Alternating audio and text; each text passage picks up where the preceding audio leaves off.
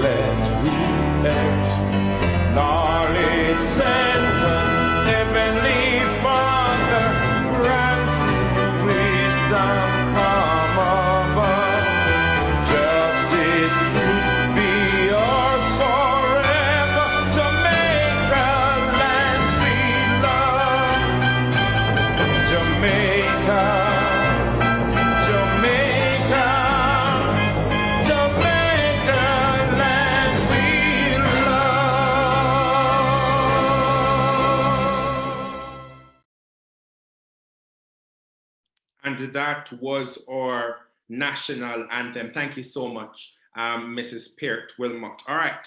So I would just like to use this opportunity, because it is extremely important to acknowledge those stakeholders who have responded to being here. And while you might not be seeing them in the room physically now, you will be hearing from them shortly. So I will be reading the protocol list that will later then be reestablished.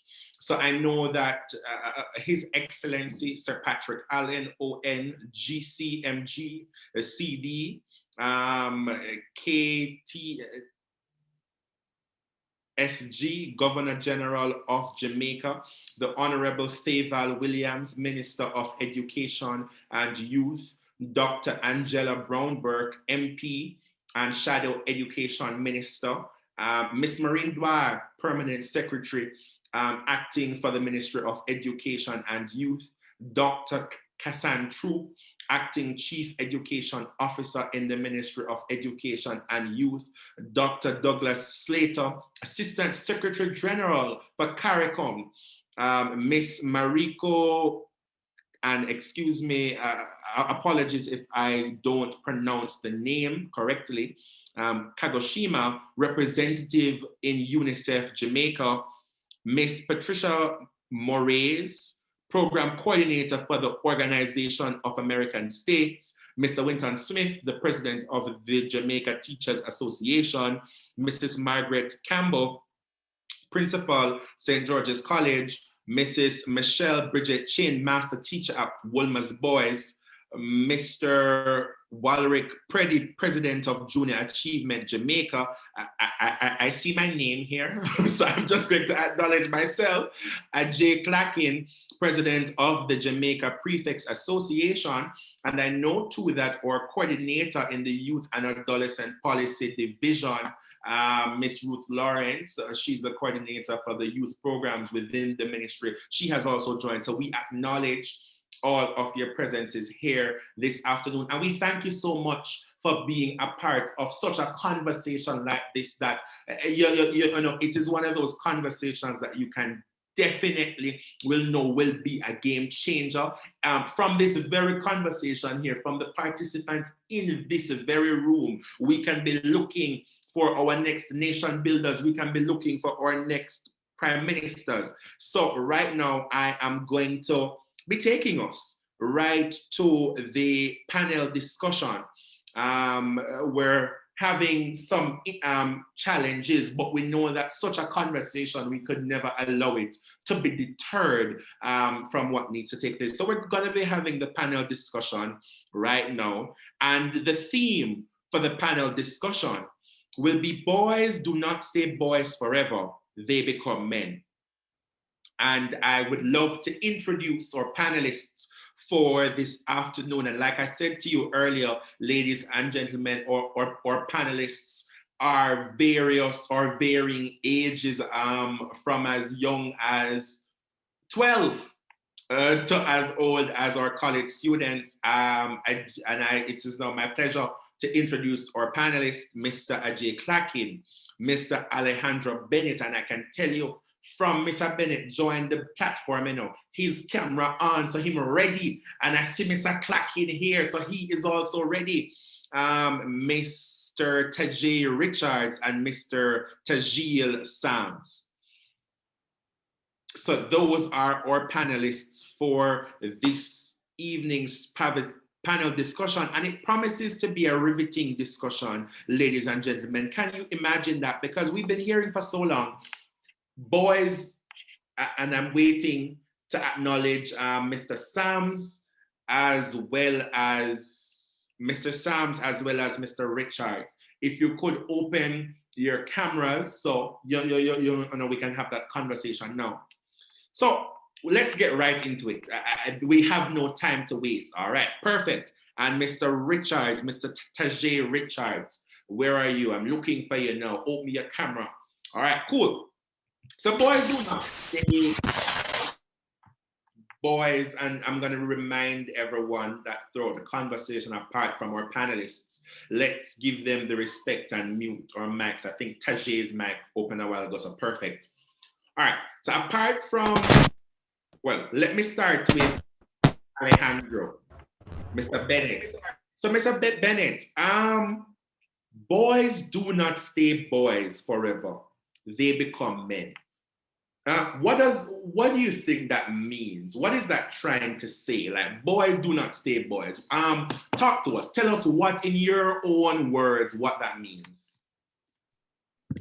Well, I can say they will be getting matured. They won't have time for the kids stuff that they would normally have time to do. Right.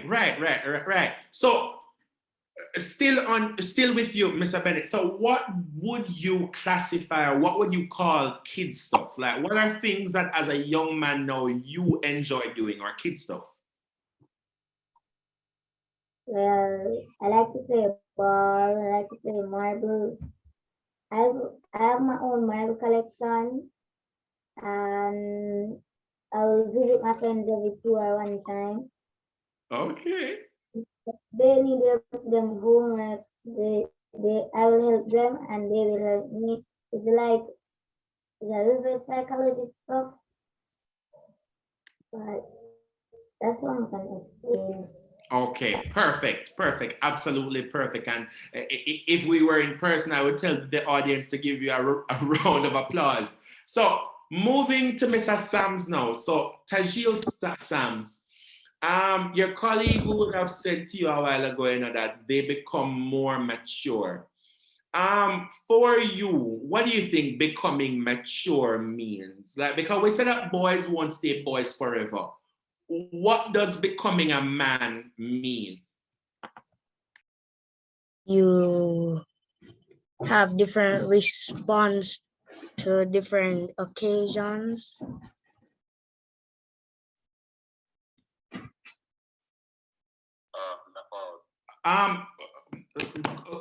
Sorry about that, Agil. Repeat that for me, that one line.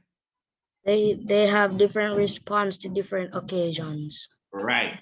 So, and I love how the conversation is really flowing how I want it to flow. So is that they have different responses to different occasions.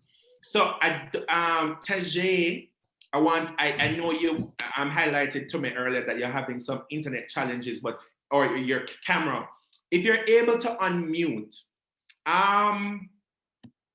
becoming a man, right, son? What do you think becoming a man means to you personally? Like, for you, Tajay, what does becoming a man mean?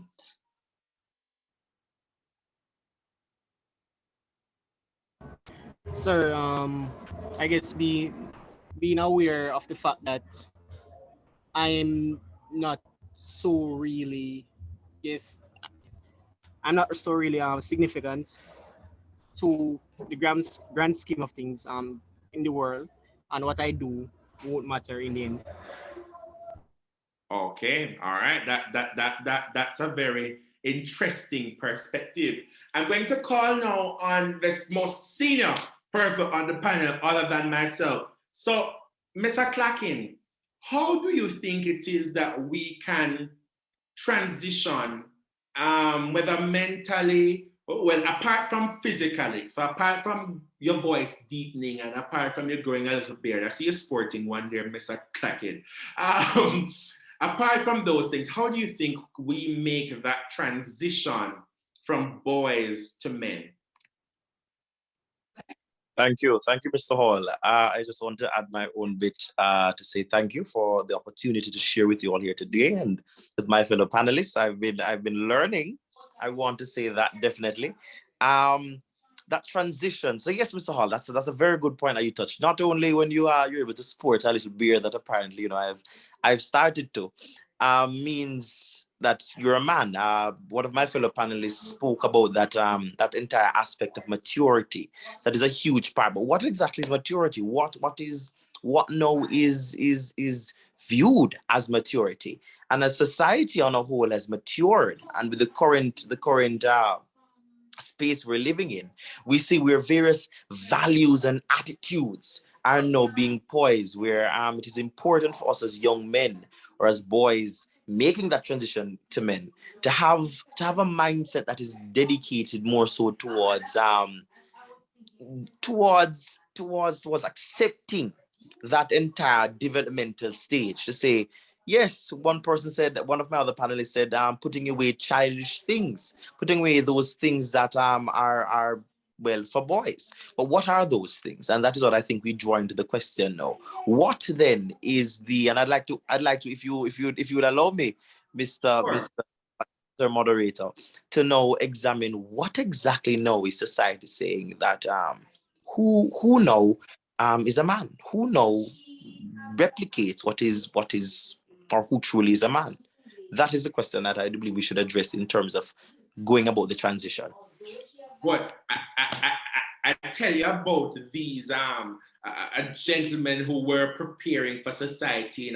You ask them a question and they return a question, and it is indeed a very important question to be answered in this panel discussion. So, what does society dictate a man to be? So, Alejandro, back to you. In your own words, what is a man? So, what makes you a big man? What do you think a big man really be? What's a big man? Well, I can't really explain because I'm not a man, but all I know, they're going to grow a beard, maybe a mustache. They're going to have different response, and they're going to be What did you say responsible. about the pants? No, I didn't say anything about the pants. Okay. I said response. Okay, response. My apologies. Go ahead. Or that's it. No, all right. All right. So what Alejandro is saying to us, you know that in addition to the physical features, so in addition to the beard and all of those things, I thought he said something about pants. We have cases where their responses to certain situations change. So as a man, you are expected to respond to a certain situation a certain way. So, Mr. Sams, tell me something. And I love the fact that he said, he's not yet a man, so he wouldn't know. But now is the time that we are creating or defining what a man should be. Because I think too often in society, and my panelists can agree with me, there's a definition of what a man should be, and it kind of skews our young men in that direction that we don't really want them to go. So, Tajil, tell me something. When you grow up, what are some qualities, or based on your role models now? No, tell me somebody that you have as a role model, and then tell me things about them that make them your role model. I do not know what a role model is. Tajil, you're muted. Sir, I do not know what a role model is. Okay, very good. And that's the first thing in probably being a man, knowing when to ask a question. So I'll tell you what a role model is, son. So a role model is basically somebody you look up to, somebody you can look up to, somebody who has certain qualities in them, or somebody you would like to be like when you grow up. So somebody who you look at, so whether it's your dad, whether it's Marcus Garvey, whether it is Bob Marley, it's somebody, they don't necessarily have to be famous, but sometimes we use famous people, but somebody you would like to look up to or would like to be like. That's what our role model is. I would like to look up to my father because he's a very intelligent man and a caring man. Yes. And he always provides for his family. Big up daddy, yeah. And he never leaves it out of anything. Absolutely wonderful. And that are some key characteristics in defining what any man should be. That's absolutely awesome. He's intelligent, he's caring, he never leaves us out of anything. You see, what you have to understand, gentlemen and ladies who are gathered, that these are qualities you want to emulate. And what do I mean when I say emulate? These are qualities that you want to be like. So you want to be as intelligent as dad. You want to be as caring as dad. You never want to leave out your family. Or you can start from right now. Your colleagues, your mommy, your teacher. I want to go back to Alejandro because I didn't get to ask him, but I have the same question. Who is your role model and why? Can you have two role models? Yes, you can have as many role models as you want to. So I have to go with my mom and my teacher because my teacher is what is teaching me right now. I'm in fourth grade. I'm in fourth grade, and my mom is who's taking care of me right now. Is a single parent. That's it. Oh, and I can tell you, can I tell you a secret? Can I tell you a secret right now? The fact that Alejandro, you have been able to big up mommy, and I know that mommy is somewhere in the background, you know, but the fact that you are able to even articulate yourself so well shows that there would have been some amount of positive impact on your life by mommy. And guess what? Guess what I want to tell all of you right now? There are qualities within our moms. I'm so glad he chose a female role model or two. There are qualities in our women in society that we ought to be like. That if more men in society took up some of those qualities, we would have a more peaceful society. I'm going to go back to Tajay. Tajay, if you're still with us, who's your role model and why?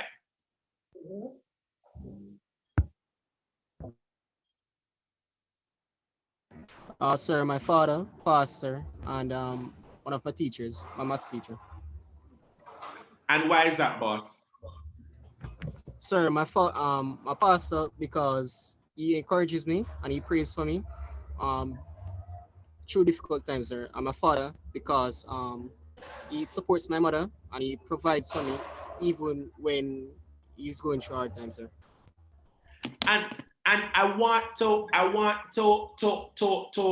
right before I ask Ajay, I just want to acknowledge two very important things because while we're going through it, and at the end of this, I don't know if Jamaica Teaching Council have any gifts or nothing, but I know say I was giving away some things. So while we're going through, I want everybody to be taking notes and just writing down all the, and I see Mr. Clacking over there writing away a storm, writing up a storm, and I know that he's in the office beside me. so two very important things he said. He said his pastor, because he prays for him. And not even to get too biblical on this platform, but as a man, it is very important to pray. The Bible says, young man, I call upon you because you are. I need somebody to unmute their mics and tell me what the Bible says. That's the first giveaway. Miss Wilmot? Yeah. Go ahead. Who said it a while ago? Me, Sir Alejandro Bennett. I'm right here, yes. So just write the names down of those who should get a prize. Definitely, definitely. So Alejandro, young man, I call upon you because you are strong. It is incredibly important, gentlemen, young men, to build that relationship with God. Do you know why? Oftentimes, sometimes what we forget is that everybody turns to us. So after a while, mommy don't start turning to you. Sister don't start turning to you. When you turn a big man, your wife don't start turning to you. Or if you don't plan on marrying, your girlfriend might turn to you. And it does become stressful. It does become tedious. And if you don't have that sound and conscious relationship with God, who you should be turning to, you cannot expect to falter. So I want it to be very clear. I want it to be as crystal clear as possible. God, and God, you could have used God as a role model too, you know, in the above being a role model. He did die for our sins and all. Don't go dying for people's sins now, gentlemen. But that's just the level of the conversation that we want to have. The second thing that he said is that his father, because even when his father is having a hard time, he still supports his mother. You know what I call that? Resilience. And there is the topic of resilience. And for you youngsters who are still at the primary school level, you would have been exposed to this, but resilience is very important. And resilience is basically still being there, still operating with a level of purpose, even when there are some difficulties. So you're working even when you're having trouble. So as Ajay said, you might be struggling, but you're still giving to others from yourself as you would need to.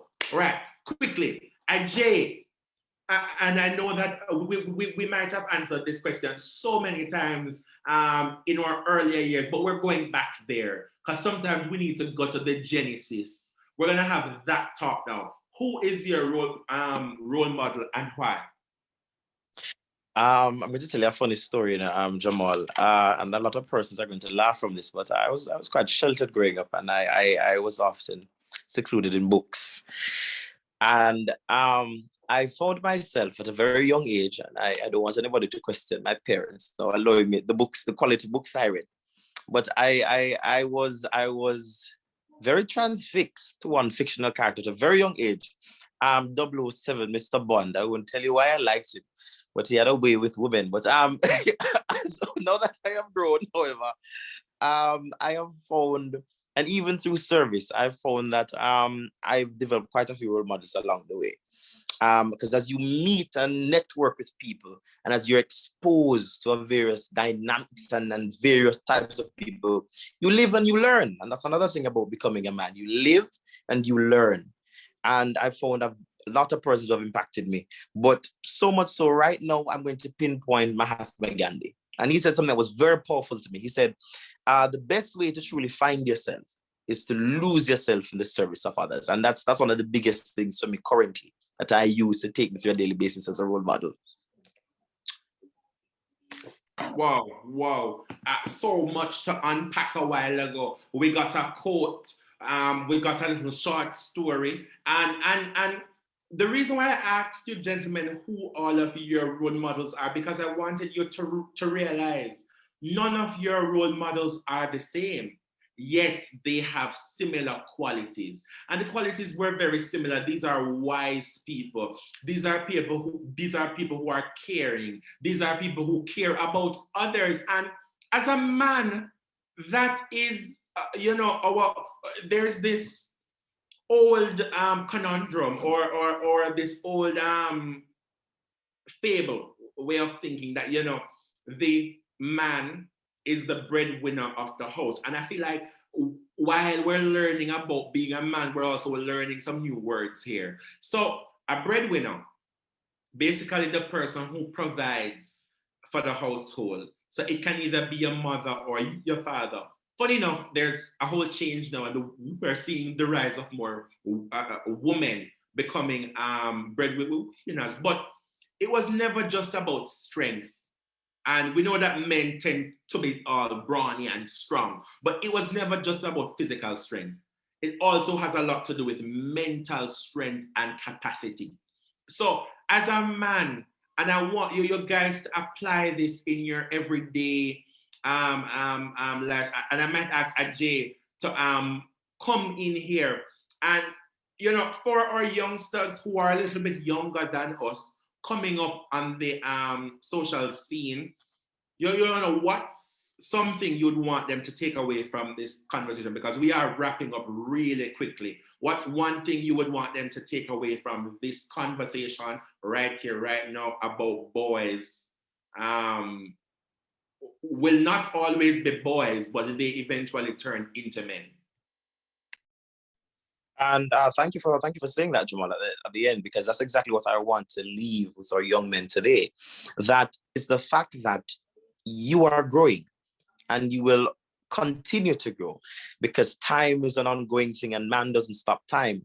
And it's the entire notion that yes, we are boys now, but we are growing, and we have to not only see and know that yes, we're going to grow, but appreciate and fully accept the fact that we have to develop, that we have to change certain things about us, certain mindsets. Things will change about us. So the entire notion that yes, boys will be boys and boys should be boys and you should do boyish things when you are boys. But it's the important thing to understand and accept that as you grow, you will become men, and you will have to start. You'll have to start. A lot of you spoke about role models. You will have to start, emulating and start showing off. And when I say show off, I mean showing that you have an appreciation for your role models by being like them. Then there's a reason you chose them, and that is what I leave with you. Boys will not always be boys. You will become men, gentlemen, with time.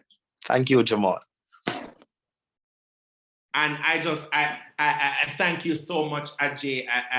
I had to take note of what he was saying. I'm going to give Alejandro the opportunity. So if for any of your peers, Alejandro, that's your classmates or your schoolmates, because you would have been obviously recognized as a student leader within your school for you to even be here. And can I tell you how proud everybody is of you? I see the comments coming in on the chat. I don't know if you're seeing them, but I'm seeing some. So tell us, what's something you would want your classmates, your fellow boys in school to really hear from you and know about becoming a man? What's one thing?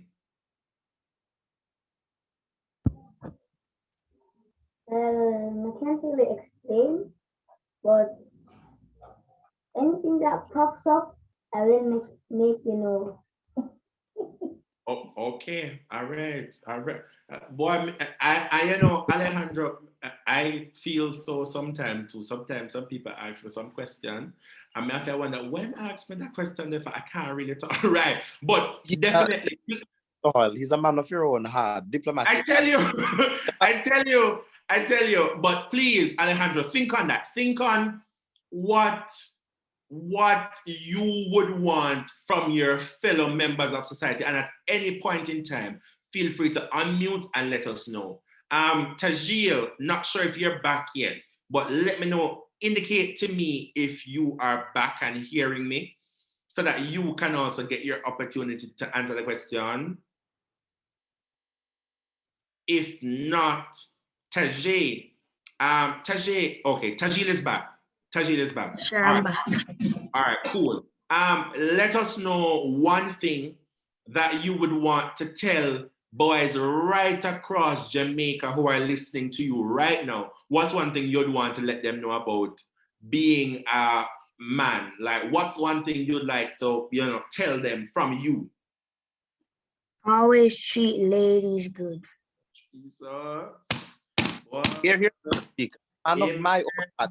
I tell you, you start very early. You start very early. But yes, and I was going to say, I was actually going to say earlier that a part of becoming a man too is knowing how to interact with, your female counterparts, because God made Adam for Eve. And his instructions for us, okay, that's bringing us into the church. So, but we ought to have that respect, not just for women, but for people. But first, you have to respect yourself. That's number one.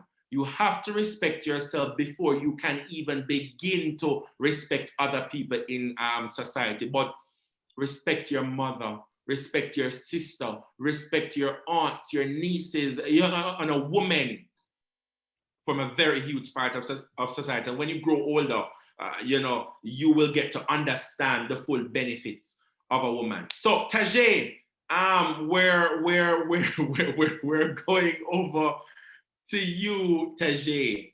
Tell us one thing you'd want to say to your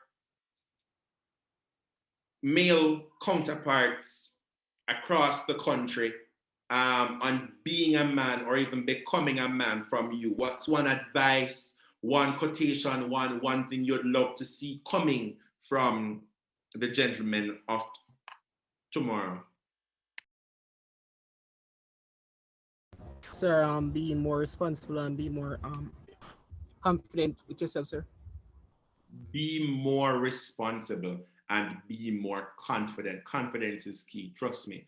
You can and it only a coward, gentlemen, does certain things. A part of being a man is that level of confidence that you exhibit. So at the school I attend, which is Monroe College, they tell you that we walk a certain way or we talk a certain way because we think we're it, but the truth is we know. And it is that level of confidence, and it's not even self-absorption. It's just all around confidence, but it's confidence while remaining humble. So humility. So you might be wondering the contrast, but trust me, there is a balance and there's a time for everything. I see Alejandro has raised his hand and I wouldn't want to deprive him of the opportunity to answer. So go right ahead. Thank you for that. Anyways, back to what I was saying. When you become a man, you have to learn how to be respectful towards others. And what I was saying about what you want my classmates, my fellow classmates take here, and to be responsible, keep following them dreams, and well, keep being themselves. So true, especially that last point there. Keep being themselves. And I just want to summarize all of this. It's not. There's never a rule book or a one size fits all because all of us are different. Our makeups are different. Different things trigger us in society, but it's important to always remember to be true to yourself. And with that said, I would like to thank each and every one of you, from Mr. Alejandro Bennett to Mr. Tajil Sams to Tajay to Ajay, for participating in that conversation a while ago. It was absolutely a riveting discussion. I want to thank all of you, gentlemen, and continue to be the great leaders of tomorrow that you've already started to become. Thank you so much, gentlemen. It was indeed a great discussion. We're moving right along now. Having us. Oh no, I was just saying thank you for having us. Sorry, Mr. Hall. Okay, Mr. Clacken, always a pleasure. So we're moving right along now into our prayer. And our prayer comes to us from a student of Kingston College, Mr. DeMar Anderson. Mr. Anderson, the floor is yours. Favor Williams, Minister of Education and Youth, Dr. Winsome Garden, CEO of the Jamaica Teaching Council, principals, students, and teachers, good afternoon. My name is DeMar Anderson, and I shall be leading you into prayer at this time. Dear Lord, as we come to you today, we thank you for your grace and mercies that you have extended towards us. We thank you for waking us up each morning and putting us in our right minds. We thank you for protecting us throughout all accidents and danger throughout this year. Lord, we thank you for our families, we thank you for teachers, and we thank you for schools that have educated us throughout the year in order to pass our fellow exams. Lord, and as we come to you today, we ask you for your forgiveness and your continuous grace and mercy that you have done so far, that have brought us throughout this year. Lord, and as we go through this ceremony, I pray that you will put everything in your hands Bless the speakers that will be there. Bless the guest speakers that will be there. And every member that will be here this afternoon at this ceremony. I pray that you will go with them and cover them under your blood. Lord, I pray that for our boys, that you have brought us throughout this year, and you have strengthened us, and you have guided us to make good decisions. I pray that you will continue to bless and keep every male student in Jamaica. I pray that you will cover them under your blood. Bless them, bless their families, bless their schools. In your holy name I pray. Amen. Amen, amen, amen. And I'm sure we were all indeed blessed. I just want to take the opportunity right now, because I realized that while the discussion was going on, there were schools representing in the chat. So if you are here from a particular school, I know I saw Homewood, I know I saw Spanish Town High. If you are representing a particular school right now, just flood the chat and let us know which school you are from, so that you can be recognized right here at this panel discussion. So we're moving right along, and we are continuing on the path that we have been continuing earlier on. And right now we want to officially say, even though I would have welcomed you earlier, we want to officially welcome and to bring opening remarks and the welcome to you from the Jamaica Teaching Council. Please make welcome the Chief Executive Officer, Dr. Winsome Gordon. His Excellency, Sir Patrick Allen, ON, GCMG, CD, K. St. J, Governor General of Jamaica.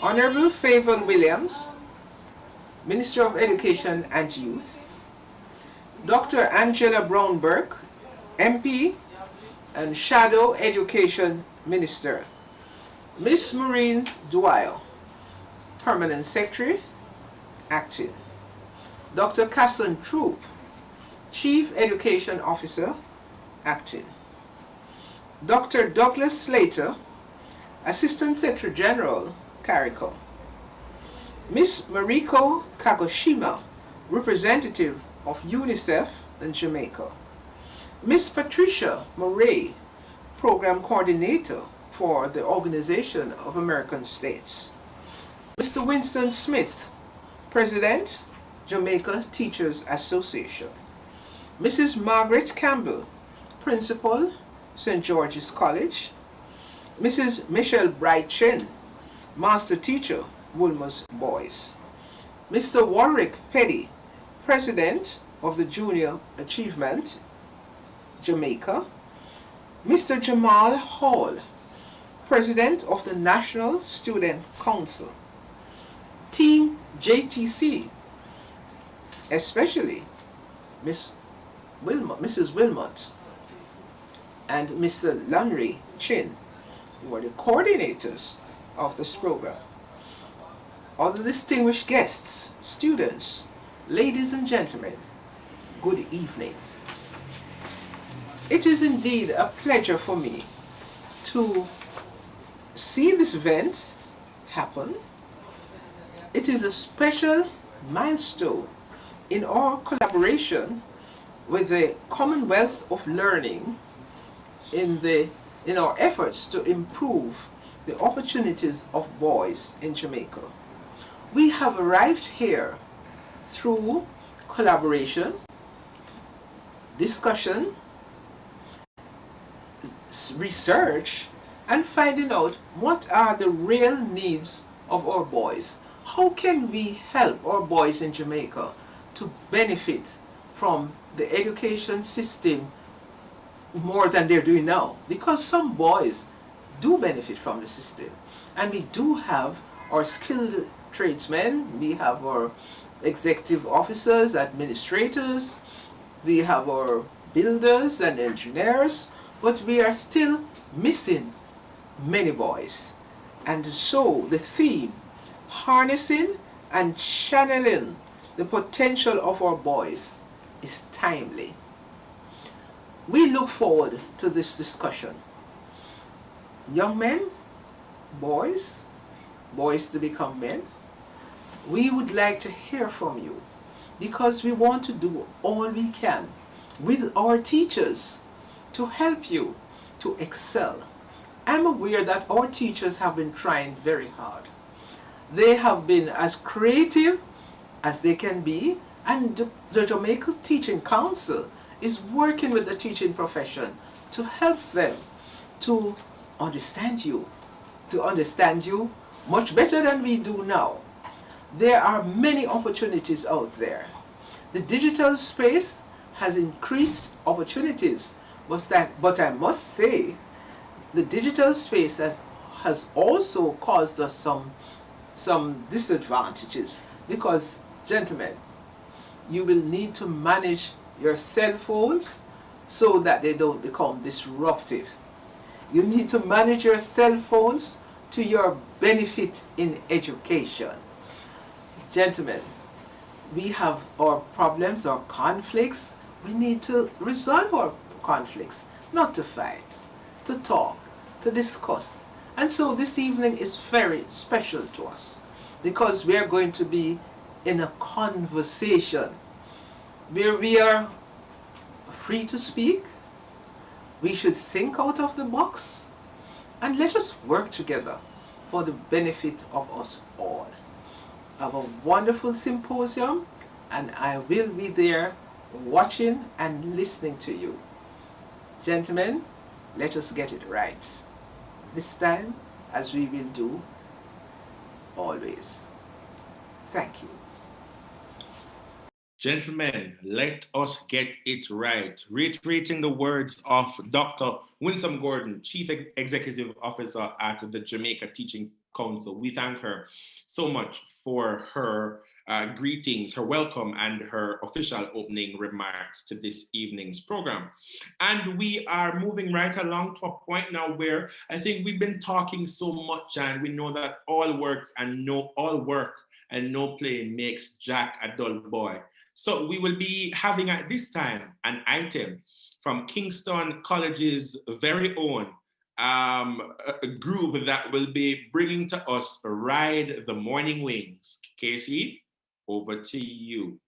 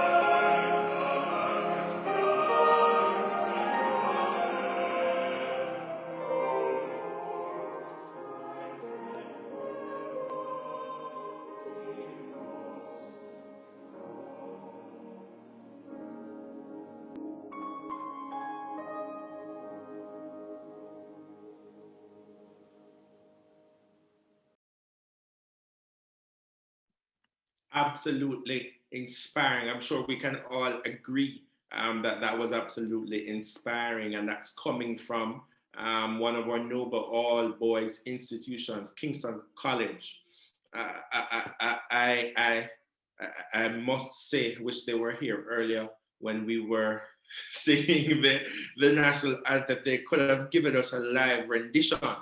But moving right along, ladies and gentlemen, and we're winding down. At this point in time, we will be having some snippets, some short videos from our boys mentorship pair. And we will be having a wholesome conversation in that we'll be hearing from the mentor, who is Mr. Sean Aarons, and the mentee, Mr. Daniel Barrett. So to Mr. Aarons and Mr. Barrett, over to you. Welcome to the JTC Mentorship Program. I'm really, really happy today to share my experience so far on the program. My mentee is from St. Elizabeth. My name is Sean Aarons, principal of Dunoon Park Technical High School. And my experience so far has been a really, really good one. It was really nice to be able to connect to a young man. He seemed to have a bright future, really positive. And what I like about it is that he's always talking about his family, talks about his brother and how he shares his stuff with his brother. And one of the good things is that I'm really hoping that someday I can hear his name being called on the world stage as a top footballer. Right now, he is part of his school under 14 football team. And I'm really hoping that he will be the best midfielder at his school and maybe later for Jamaica. At first, the process was a bit, it was smooth. You know, as a parent, I understood his mother was a little bit apprehensive, but we got over that with the help of Mr. Chin and myself. We had that discussion, and since then it has been good. We will have that discussion. We made everybody relax. It was good just breaking the ice and have that one-to-one with the main team. So my experience so far has been good, but I have a big regret. My main regret is that I didn't really get to interact as much as possible as I wanted to. Of course, the challenges that come with the job of being a principal and really extending, but I really relish the moment so far. Now, you may say, what are the benefits, and how do you benefit? And for me, it allows me to see things in a different light, just to see how a young man, balancing, going through the pandemic, in rural St. Elizabeth, and how he sees himself and his goals and aspirations. And I really was happy that it gave me an opportunity to reflect and to share with my students here at my school, some of the things and goals, and that there are others might be in similar position or even worse. And so I've come to realize that you need commitment to really inspire, you need commitment to encourage, and you need commitment to connect to the students to make a difference. And so I really believe this is important, really an important function of the JTC, because I think boys like structure. And therefore it is critical that we have mentors who can really reach out to them. They want to have a star, they want to have a hero, they want to have a leader. And that is why I think this is really important. For me, mentorship, when you think about it, boys who are not from a stable home or a stable environment, or may not have the requisite support and unit behind them, they will relish this opportunity, because then they will feel someone cares, someone is listening. And I think it's a good product and should really continue. So good on you, JTC, continue in a good vein, and all the best as we go further.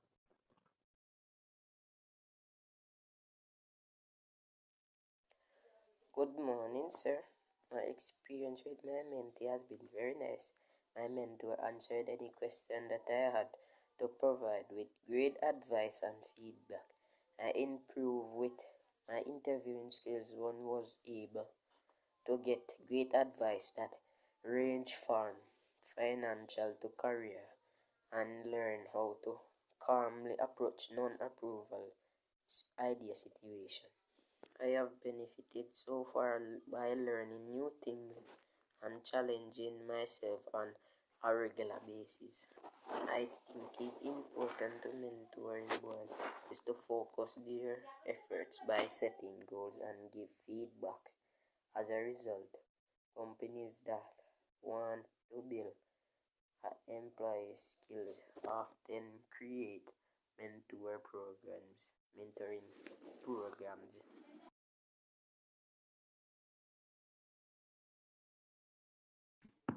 Wow, wow. How refreshing it is to not hear from somebody who has not been there, but to hear from somebody who has been there, and not just the mentor's perspective, but we get the first-hand understanding from the mentee and what it is that they would have benefited from having a mentor, someone of sound mind, someone you know who has made something of themselves and is giving back to society. We thank both gentlemen for their participation. At this time, I take great pleasure in asking our mentoring officer at the Jamaica Teaching Council, none other than Mrs. Ingrid Peart Wilmot, well, the Chief Mentoring Officer, pardon me, to come now and give us the overview of this project and its origin. Mrs. Wilmot? Good afternoon, and good afternoon, everyone. It's indeed my pleasure to be here, and this, of course, is such a very special occasion for all of us at the Jamaica Teaching Council. I just want to acknowledge the presence of all our students or teachers online or specially invited guests, and I ask that the protocols already shared be observed. So boys mentorship is a process of pairing adults with young boys to improve their well-being, academically, socially, and personally. And teaching is a profession that is geared to realize the mantra of Jamaica. Every child can learn. Every child must learn. And this certainly includes our boys.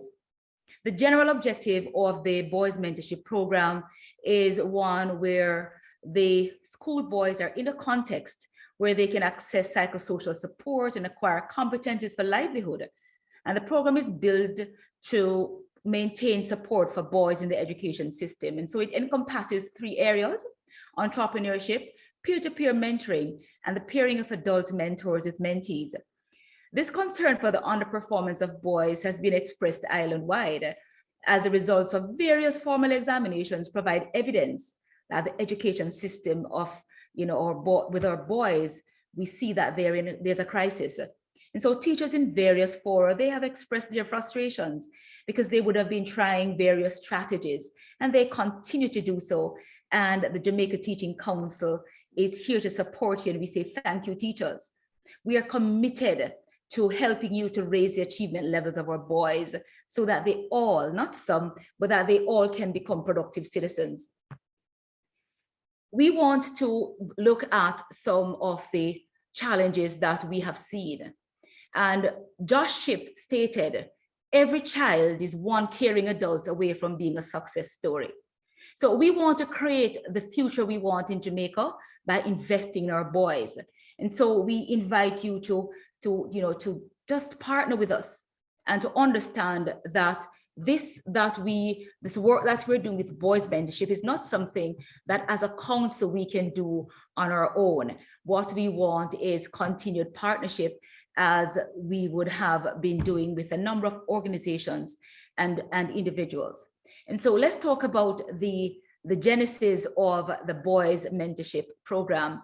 So the Advancing the Education of Boys program was launched in the national arena as part of the National Forum for Innovations in Teaching in October 2014.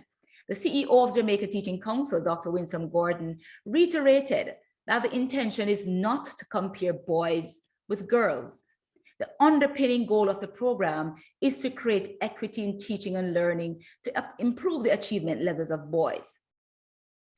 Now, this goal is that we are aiming to provide mentors and mentees with opportunities for professional growth and development through collegial support, reflective practice, and collaborative learning. We want to understand that approximately 2,000 boys are incarcerated every year, and those are the ones who are caught by the law. Minister Chang on September 22, 2021 stated that on average, 40% of all known murder offenders in Jamaica are young men, and they're aged between 15 and 24 years. Anyone who thinks that they're too small to make a difference, you just need to have a mosquito in the room at night. And this is shared by Christine Todd Whitman. It doesn't matter where you stand. We would have heard from Mr. Aaron just now. We want to have more persons come on board to support our boys and to be deliberate about what we do.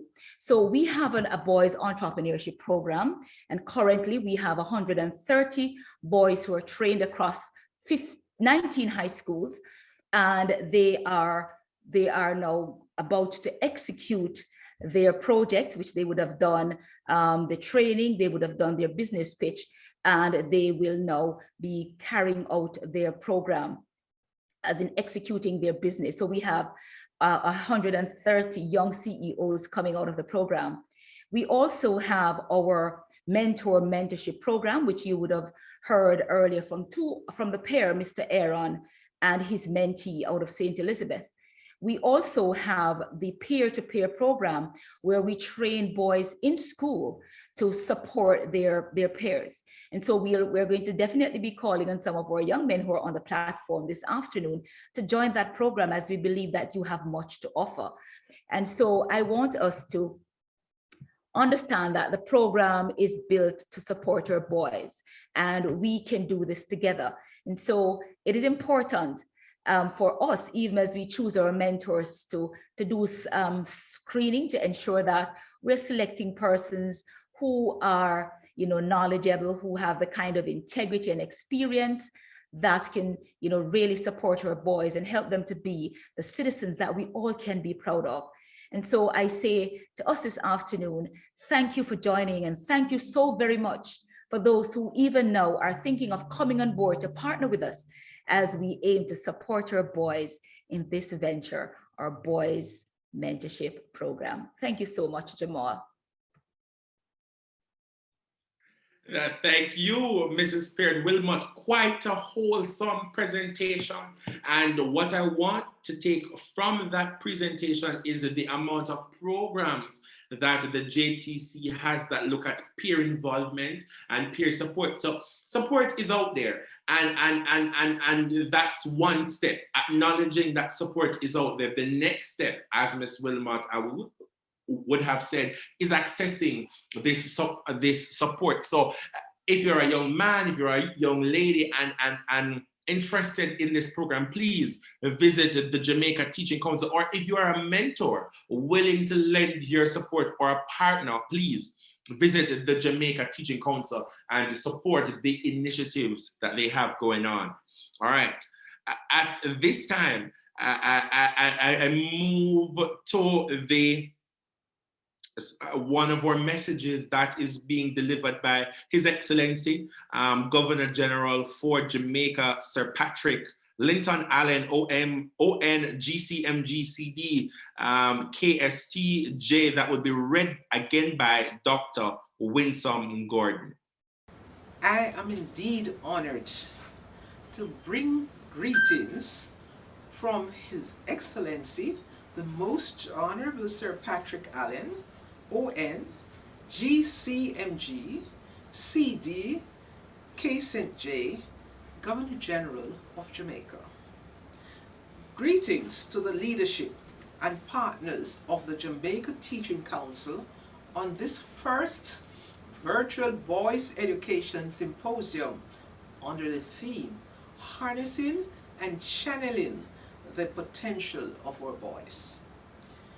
The approach you have taken in mentoring our boys reaffirms the work of an acclaimed writer who opined, "The greatest want of the world is the want of men, men who will not be bought or sold, men who in their inmost souls are true and honest, men who do not fear to call sin by its right name, Men whose conscience is as true to duty as a needle to the pole.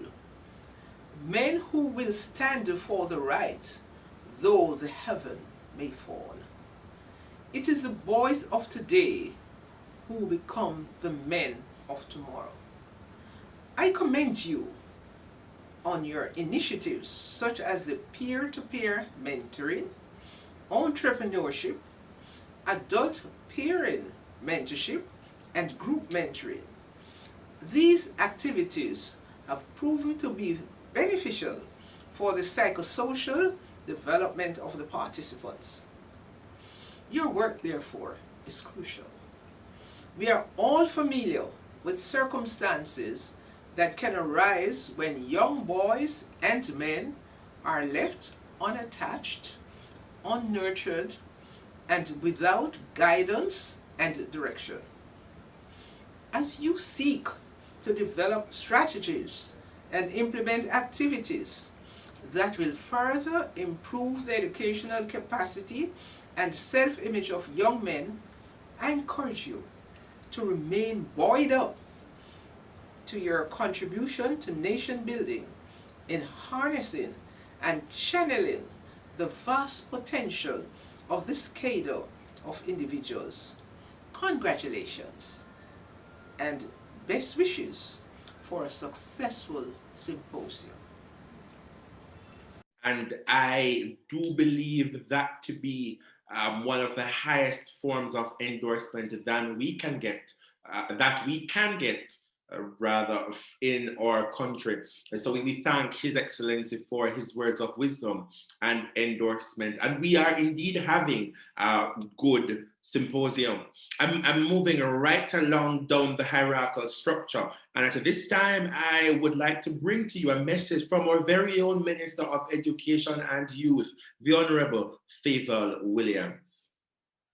His Excellency Sir Patrick Allen, Governor General of Jamaica, Mrs. Maureen Dwyer, Permanent Secretary Acting, Ministry of Education and Youth, Dr. Winsome Gordon, Chief Executive Officer, Jamaica Teaching Council, Ms. Patricia Murray, OAS Program Coordinator, Ambassador Erwin LaRocque, CARICOM, Mr. Winston Smith, President of the Jamaica Teachers Association, Mrs. Margaret Campbell, Principal, St. George's College, Mrs. Michelle Bright Chin C., Master Teacher, Wilmer's Boys School, Mr. Walrick Peddle, Principal of Junior Achievement Jamaica, other specially invited guests, ladies and gentlemen, good afternoon. I am delighted to be here and to bring greetings to today's Boys in Education Symposium. Research findings over a number of years and anecdotal evidence confirm that our boys are not performing as well academically as they should, not because of a lack of ability, but often because of disinterest in how lessons are taught, as well as the content of what is being taught.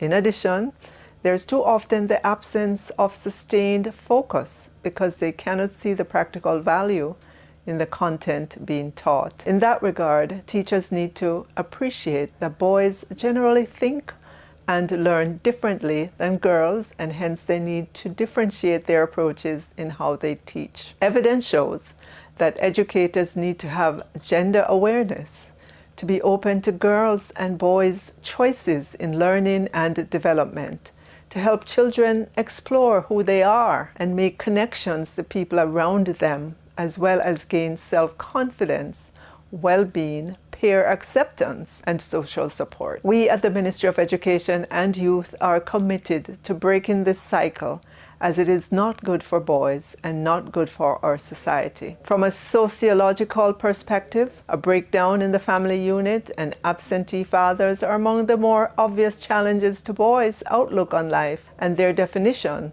of a sense of responsibility. The desire to make an early entrance into the world of work, to eke out some form of economic sustenance for themselves and siblings, and even parents, is another. And of course, there is the unfortunate perspective that there are other ways to make a living and step up in life that do not require them having a formal education or certification. Within this context, today's symposium, looking generally at boys' education and the need for mentoring support for our young men, is a much needed and welcome intervention.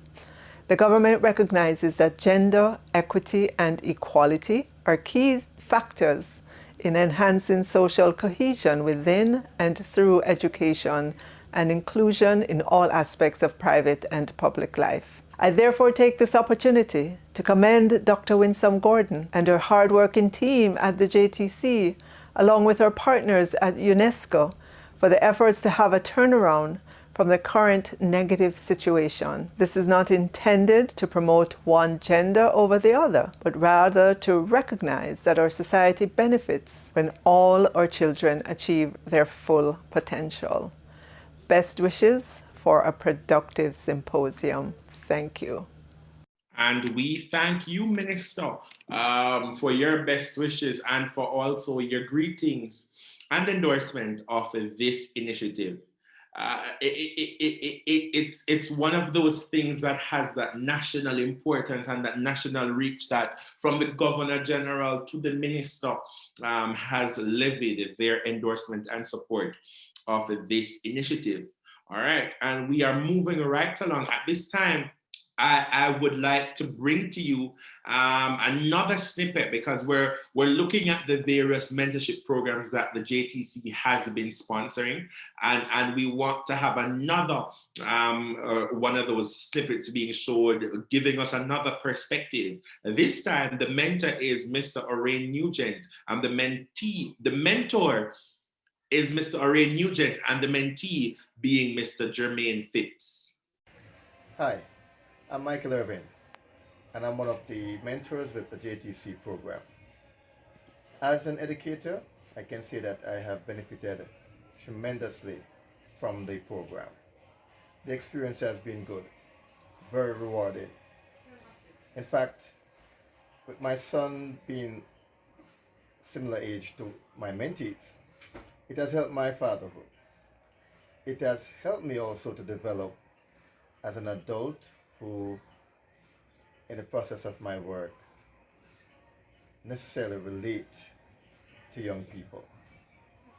And of course, I get the joy of inspiring, of helping young people to better themselves. I have one message to those persons who may be wondering, should I be a mentor? Does it really benefit me? Yes, it does. It's beneficial to ourselves as mentors, and of course, for many young men who, as with our Jamaican society, they are without a father figure. Having a mentor, especially a male mentor, is critical to them and is very important for our society as we head for the future. So, for those who are not mentors, be a mentor. For me personally, I can only say one thing. As a mentor, I enjoy. Thank you. Good night. My name is Joanne Ogilvy. I am here to talk about my experiences as a mentee. First of all, I am really enjoying my experiences with my mentor, Mr. Arvin, a very kind, honest, and funny person. Knowing that I have a person I can just talk to really helps and bring a relief feeling inside of me. I know I have my parents, but I still enjoy the positivity of Mr. Arvin. Secondly, being a mentee lets me understand or notice how a mentor operates, and it makes me respect, love, and appreciate their love, hard work, and positivity. So, in conclusion, being a mentee makes me wanna one day become a mentor. Finally, I think mentoring for boys is important because it helps them to understand what being a mentor is and how they can one day become one and help others become respective, independent, and honest. Above all, I think It grows young men into stronger men. Thank you for your time. Gracias, mi amigos. Adios. Boy, I tell you, I was about to spit some Spanish as well, but because I will leave those things to our young mentees, ladies and gentlemen. For a second, I want us to revisit though the panel discussion, and I want us to take an introspective look at ourselves, because sometimes we are at fault too.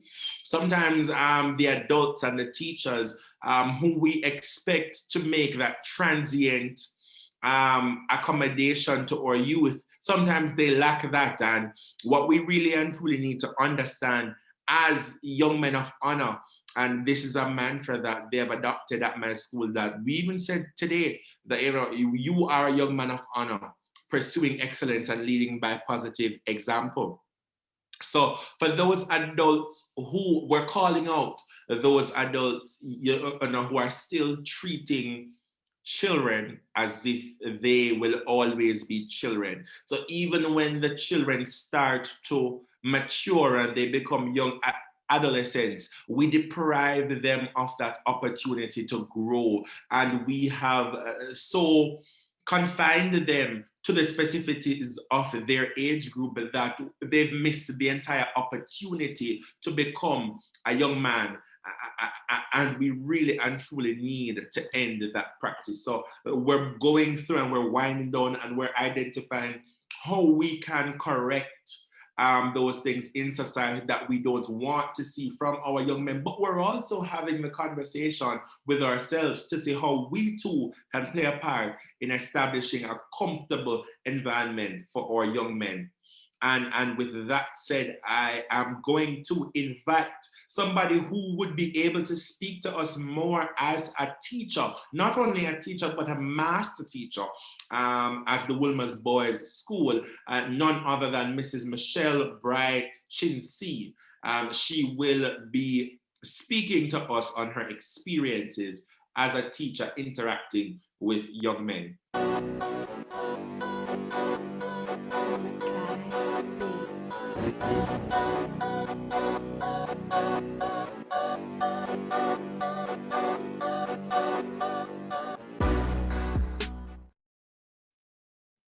Hello, everyone. My name is Michelle Brighton C, and I'm a master teacher of visual arts. I've been teaching boys for over 20 years. Does that make me an expert? I don't think so, but I've had some experiences that I've found fulfilling over the years being in the classroom. And if I'm to sum all of this up in one word, I would say care. And I'm going to borrow this one from my school a bit. Care. All right, so let's start with C. So for me, it's to celebrate the students. These students are coming from different backgrounds, you know, they come with different talents, different interests, and you as a facilitator need to seek out these talents and interests and find a way to celebrate it. So if it is that someone is good at making up songs, another one can dance, somebody writes poetry, incorporate these things into the lessons and the different tasks they have to do. For A, I'd say affirmation. Make it your duty to acknowledge their efforts. Encourage them, find ways to motivate them. You have students who might be working at 40% today, but yesterday they were at 35. Say to them, good job, keep going. Understand, it's not just the persons who are making the A grade all the time need encouragement, right? So continuously affirm and motivate them. With the R, I'd say respect and regard. And when I'm talking about respect, it's not the students respecting you. Okay, it's you respecting the boys, right? They have something to say. listen, you give them a voice. Let them have choices. Create an environment so that they feel safe. You know, they'll be able to express themselves, they communicate, they think critically, right?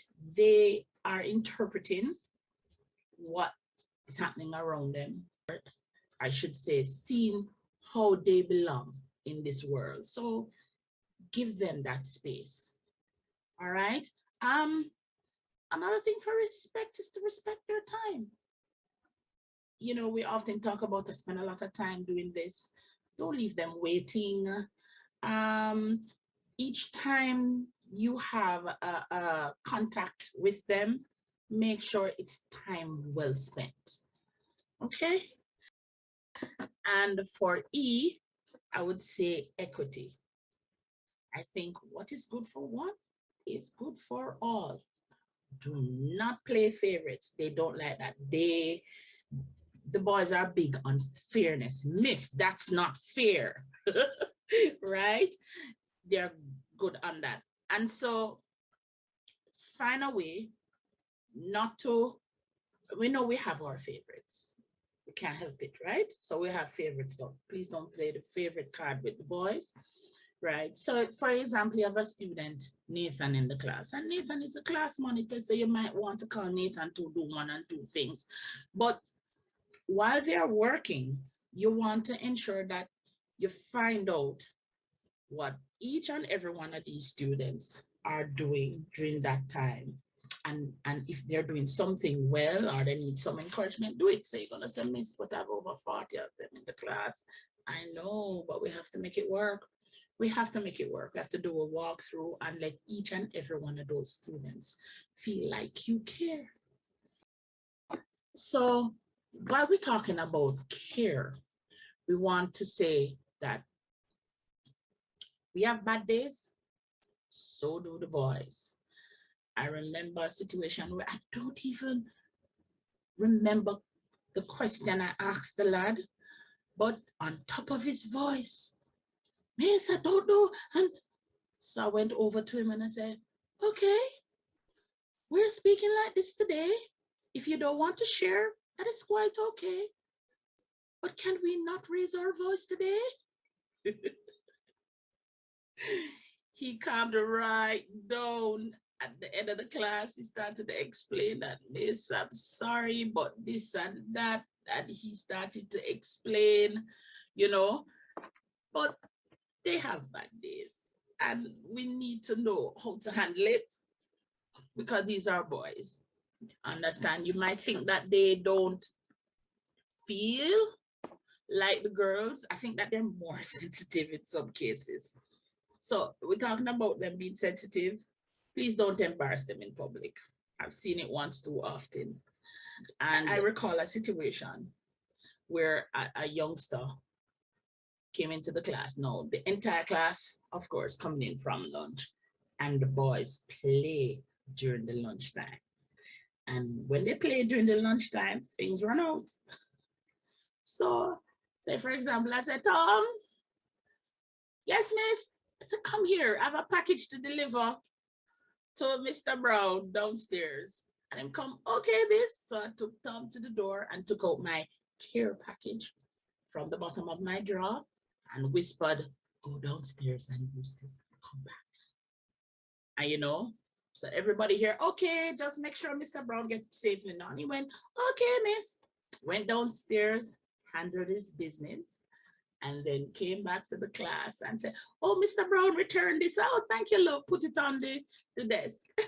At the end of the class, he called me over and said, Miss, I thank you so much that you didn't load me up during the class. I would never do that. All right, so we have to try not to embarrass them in public. All right, we have to show them that we care. You know, we have to remember to celebrate their differences, affirm them, respect, show them regard, and treat them equally. All right, and that is what I have to share with you today. So thanks for listening.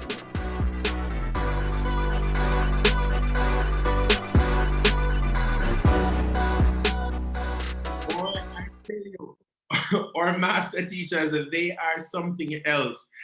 Correction, that was actually a refreshing story listening. And she's so right. She is absolutely right. There are times, that our gentlemen's egos or their personalities are so fragile that we have to navigate through the different personas. We have to know how to engage them on a level that they feel respected so that they can reiterate that level of respect, care and treat our boys equally. And that is one of the themes I want us to utilize going forward. Care, absolutely right. Thank you so much, Miss and the name, it has not eluded me. But thank you so much, Miss Chinsi, for your message a while ago. Absolutely refreshing and encouraging. And we hope that more educators will join in your call to care. And at this time, I believe we are to be treated to another snippet, this time of Mr. Nugent, because earlier we would have heard from Mr. Joanne and Mr. Michael Irvin. So I believe now we are to be treated to the snippets of the mentor, Mr. Orion Nugent, and the mentee, Mr. Jermaine Phipps. Good afternoon, a very pleasant afternoon, everyone. The name is Orion Nugent, one of your mentors, sharing with you my experience as a mentor, yes, through the JTC's mentorship program. I am proud to say that I am a mentor under this program because I have come to experience changes in those with whom I have to relate. I am happy to see persons who are normally shy when it comes on to expressing themselves. They are now feeling more comfortable in themselves. They are able to quite accurately express themselves compared to when it is that we just met. There would have been persons who had difficulties, yes, focusing in school, and I am happy to say that having had some time speaking with them, they are showing more interest now, and they are even at the place where they are finding the time, yes, to motivate themselves, yes, to ensure that they study and that they do well. I am happy that this program has been doing tremendously well. Yes, and I pray and hope that we'll continue to do so and to reap more rewards. Let me just comment Hello. right here. The correction, ladies and gentlemen, these are both mentors. So both Mr. Phipps and Mr. Nugent are both mentors. Go right ahead. My name is Jermaine Phipps. I'm a new member under this JTC membership program. It is my first official assignment as a mentor. However, I've played the role of a mentor for many years, in my capacity as a teacher and a coach. For many years, I've listened and assist in a meaningful way in curving the minds of young adults or young people in general. Under this program, though, I've really enjoyed so far the assignment given, the task that I undertake.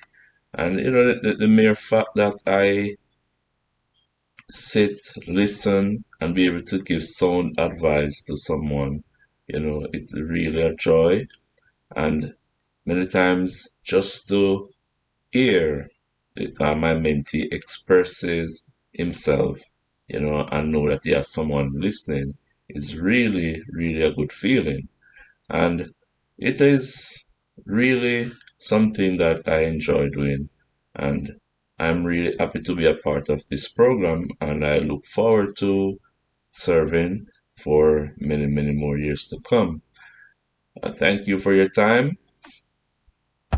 And we thank you, Mr. Phipps and Mr. Nugent, for your service as a mentor. At this time, ladies and gentlemen, we have another treat because it is such a diverse program, and we are getting some education as to the work of a mentor. We're hearing from the mentees themselves. We heard earlier from the chief mentoring officer at the Jamaica Teaching Council, and at this very time, all the way from Tivoli, we will be having the Everton Hutchinson Tivoli Dance Group, and they will be giving us an item called Shackled.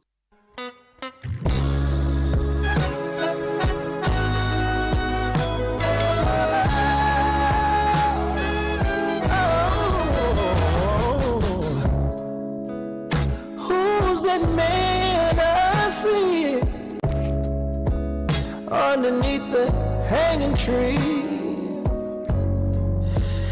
He looks just like me. So tell me, am I really free?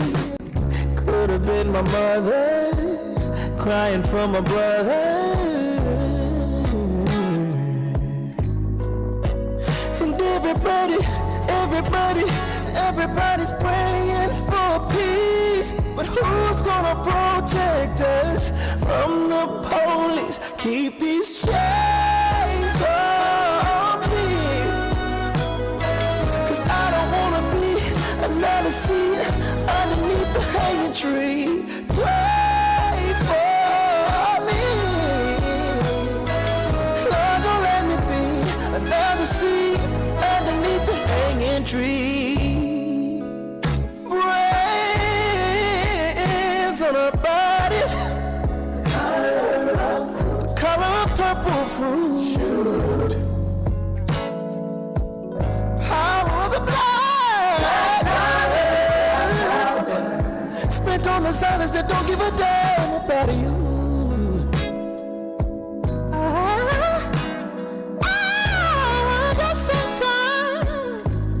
Am I just living to die? 'Cause the way they do my kind, I just want to cry. Chains on me. I don't wanna be another seed underneath the hanging tree. Pray for me.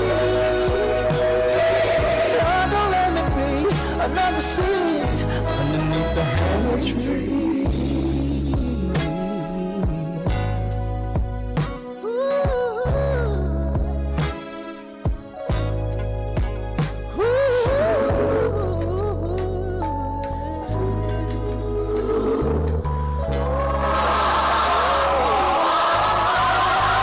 Take these chains off me.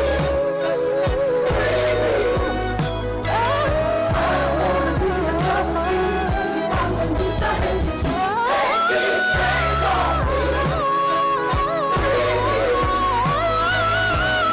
Let me be another seed underneath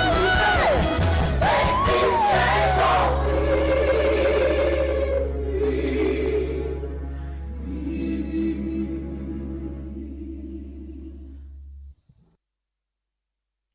Wow, wow, wow. And as I watched, I know I'm not alone when I say that the chills coming from that performance a while ago, it's, it felt empowering. And that is so timely and so appropriate to the discussion we're talking about today, because a part of the conversation should also be about empowerment for our young men and the means by which we support them.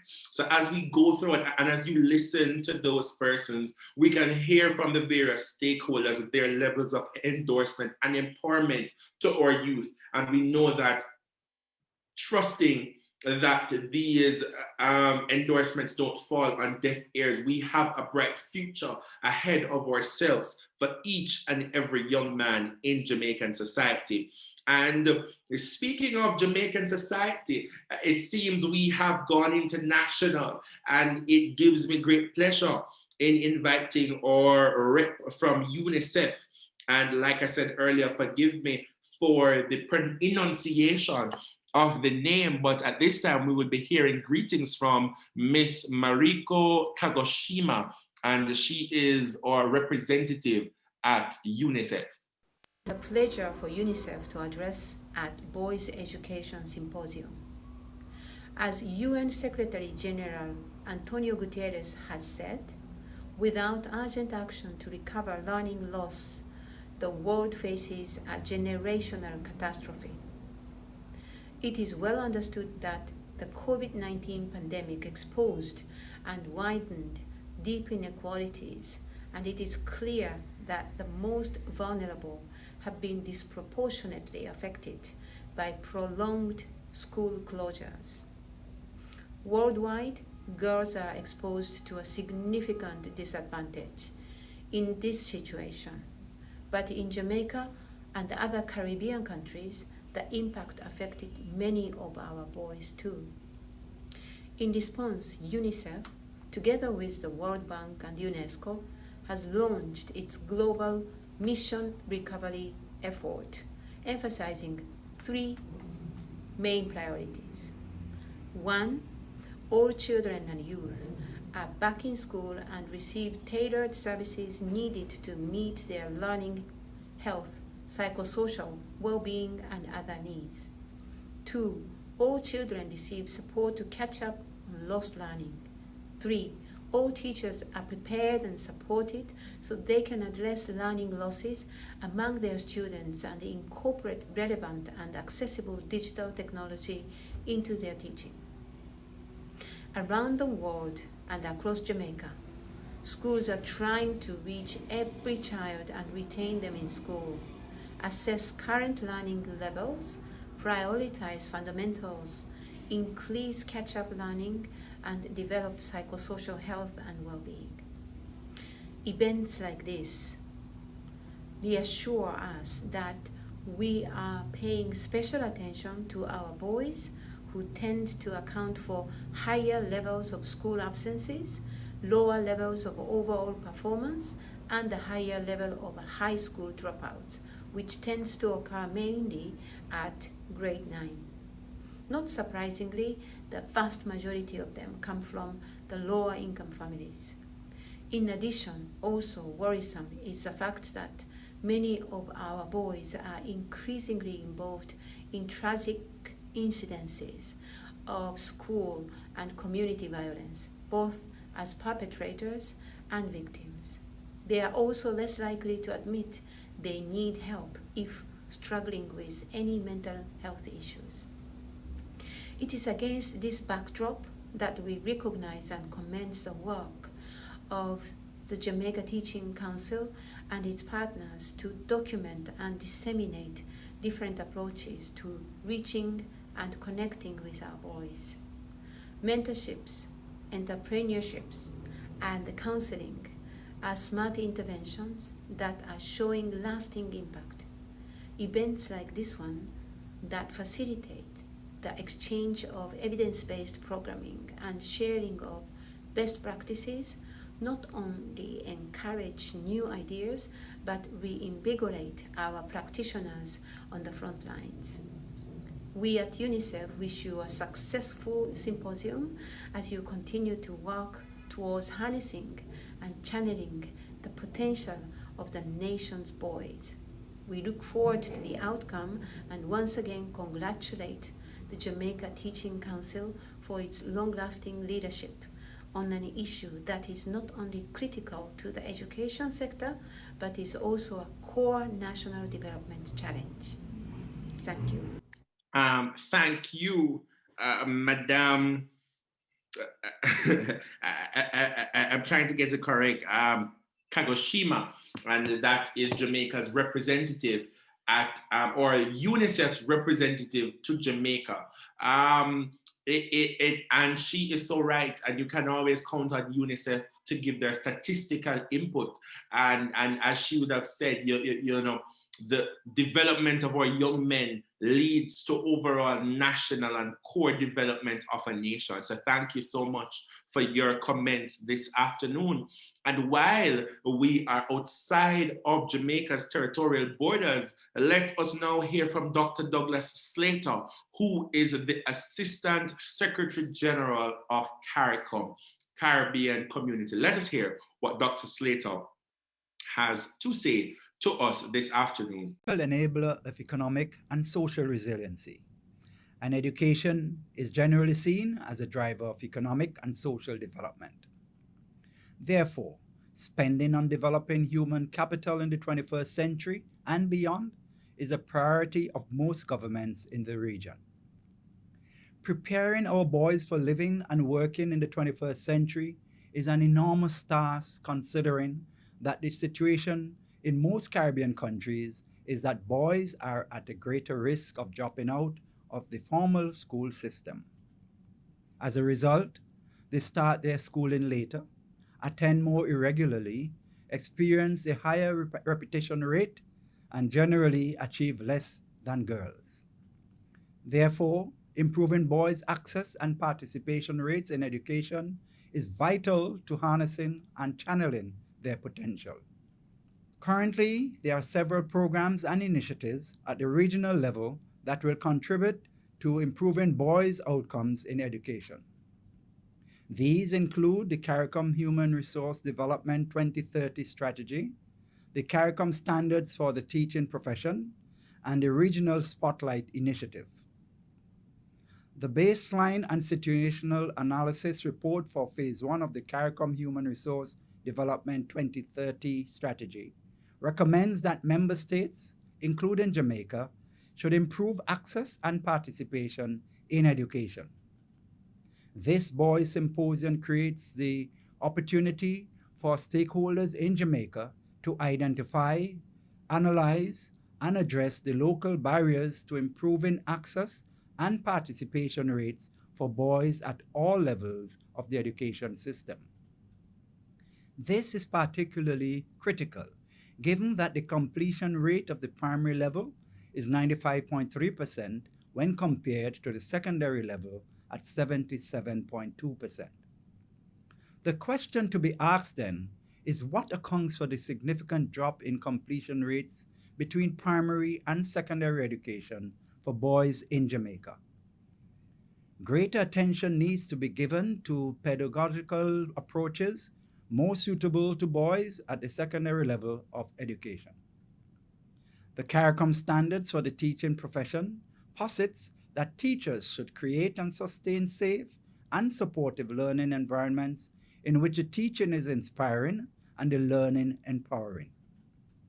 Thus, increasing the transition of boys from secondary to post-secondary education and onto the world of work while fostering competencies around good decision-making and agency to transform the often harmful roles that men play in society. The Spotlight Initiative is a global partnership between the United Nations and the European Union to eliminate all forms of violence against women and girls, supporting the 2030 Agenda on Sustainable Development.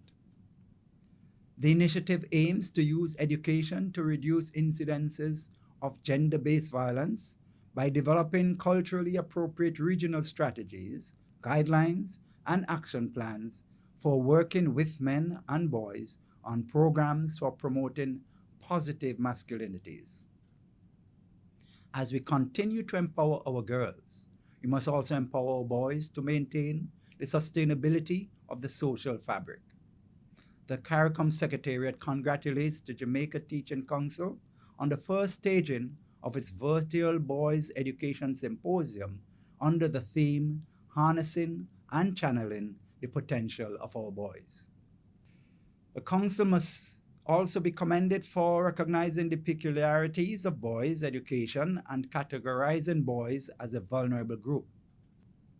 The Secretariat looks forward to continuing the collaboration with the Government of Jamaica as they seek to improve the quality of life for all in the region. I thank you. it is just so heartwarming to me to not only hear our national leaders speak about this, but our international and regional leaders speaking about this. I see my boss turning on her camera. I don't know if she is interrupting me or if I am free to continue. At this point in time, we have heard so much from those on the side of government, but we do know that the opposition is as supportive as the government. And we're inviting at this time the opposition spokesperson on education and youth. She is the People's National Party shadow person in that department, Dr. Angela Brownberg, who will be delivering to us her remarks on behalf of the opposition. Education and Youth. His Excellency Sir Patrick Allen, Governor General of Jamaica, Dr. Winsome Gordon from Jamaica Teaching Council, and the team, Miss Moraes, the OAS Director, and other members of that team, Mr. Winston Smith, JTA President, and other members of the JTA that are present, Mr. Petty, President of Junior Achievement Jamaica, members of the JDF, teachers, students, mentors, mentees, blessings, peace, and light to you all. I am proud to be bringing greetings today to this Boys Education Symposium, and I'm especially excited at the theme that has been chosen, harnessing and channeling the potential of our boys. As a mother to 4 boys, I feel as excited as you, your parents, teachers, and all partners who have really worked to make this program a success and to make today possible. You know, the amazing thing about mentoring programs, and I'm sure you're aware, but allow me to say it anyway, is that it's a real win-win situation. There are so many benefits both for the mentees as well as for the mentors. And some of them are the same in terms of increasing self-confidence, in terms of bringing self-awareness, becoming a good listener, learning from each other. In fact, research and anecdote tells us that when individuals go through these programs, it also increases their own happiness and it increases their chances of success, regardless of the program or the area, their talents and interests that they have. Isn't that just amazing? So today, I want you to reflect on the process, what you're doing, what you have been doing, how it has changed you, what you have learned from it, and how you put those lessons to work in your lives as you go forward, whether it is at school, in the family, in the community, and wherever you go in your workplace and so on. And then I also want to ask you to share your experiences.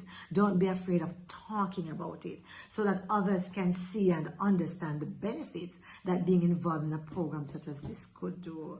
Talk to everyone that you know, your peers, your adult relatives, so that they would welcome being a part, whether as a mentor or as a mentee. Because the truth is, I'm tired of hearing the negative narratives around our boys and our men. And so I am really just excited at this particular program, the success that I know it has, and the potential to change that narrative about who our boys and men are, what they stand for, what principles guide them, how they interact with one another, how they interact with our girls and our women, and how we begin to change some of the toxic norms that we have become accustomed to.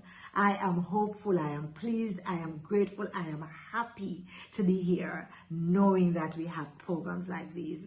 The one thing I want to say, because so often we do programs that are kind of pilots and the pilots die and that's where it ends. No, we want to see from the seed a tree blossoming, and we want to see the kind of cross-pollination and fertilization and just having programs like these all across our schools in different communities and so on, so that we can begin to see a community that really everyone is working together, where we all understand each other, where we practice really good interrelations, and where we begin to change the narrative about who we are as Jamaicans, who we are as men and women working and building Jamaica for that better place.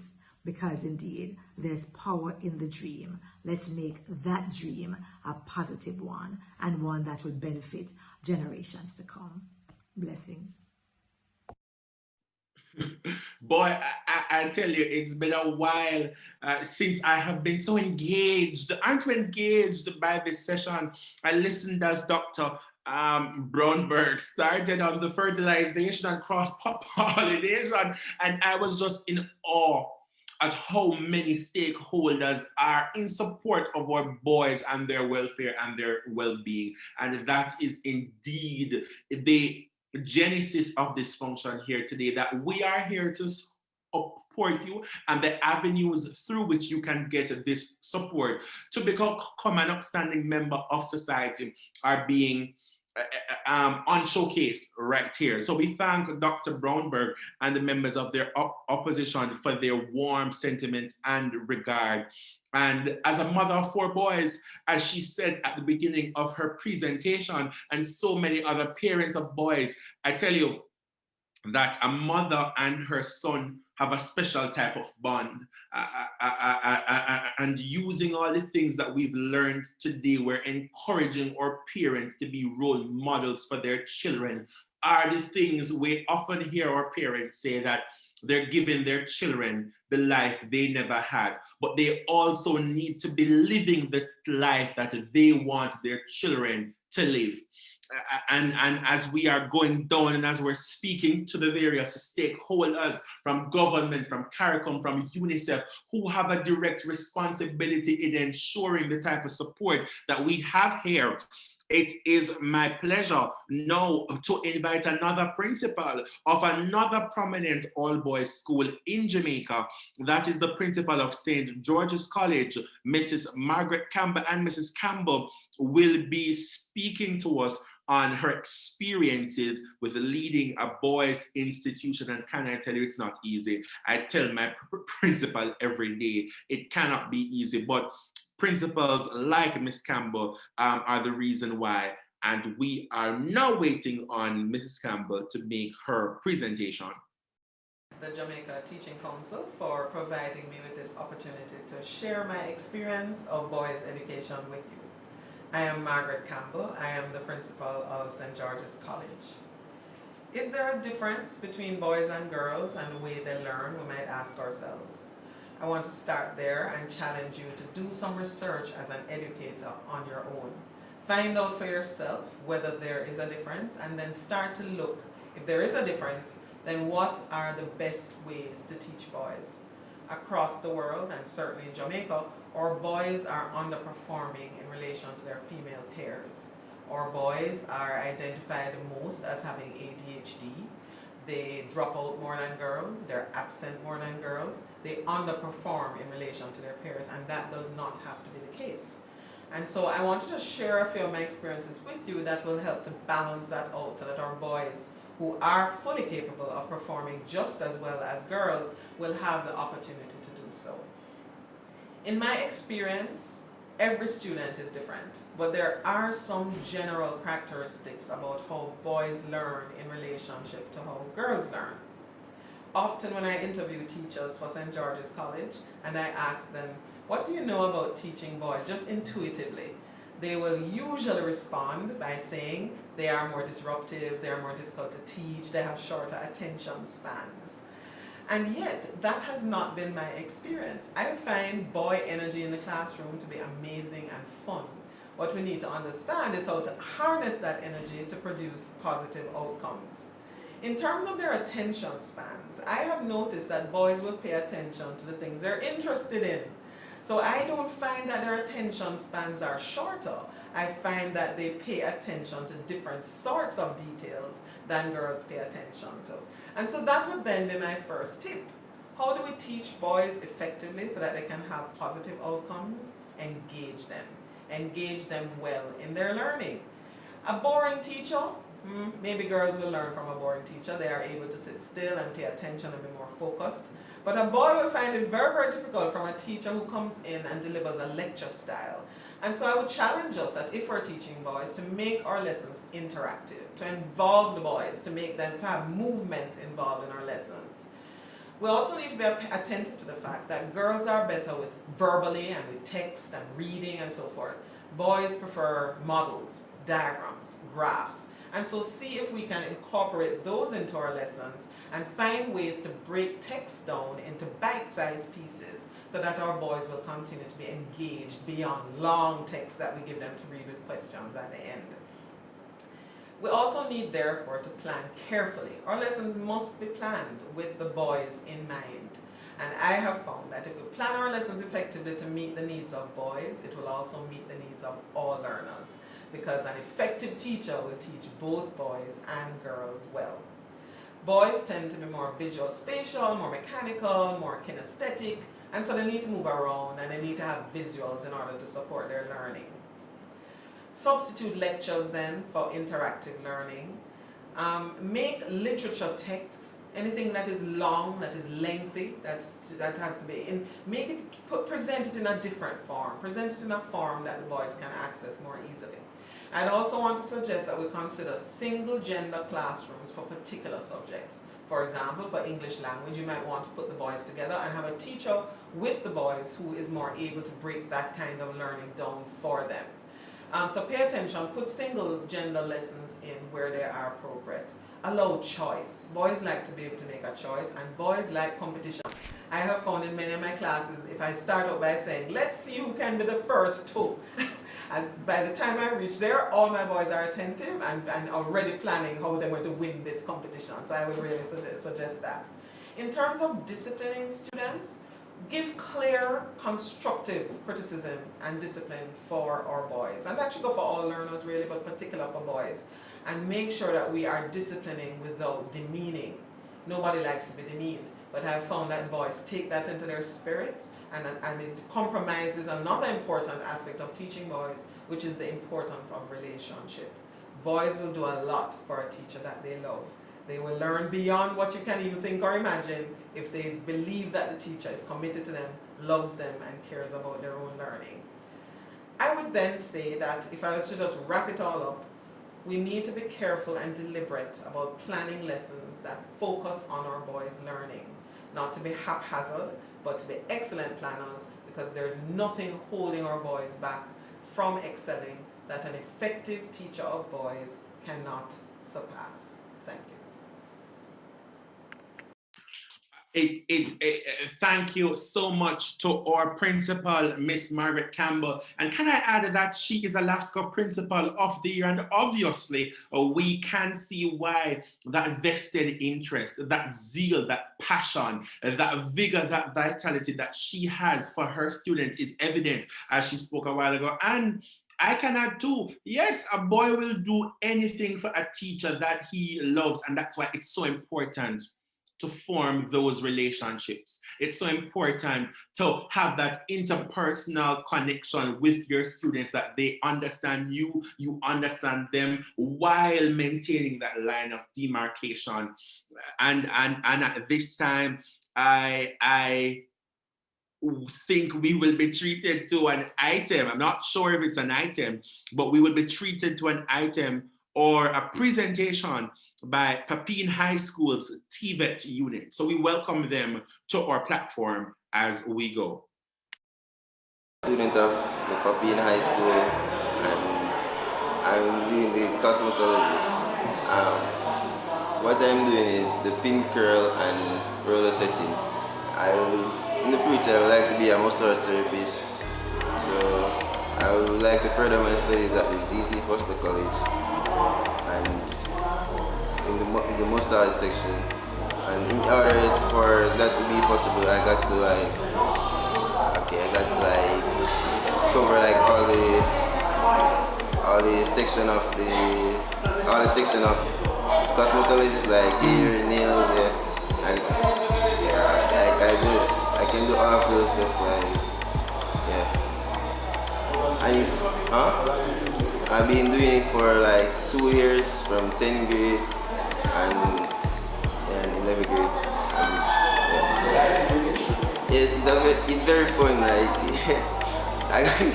it's very fun. Like when I'm doing it, I don't understand. I got like students in the class that would assist me. Yeah, it's very.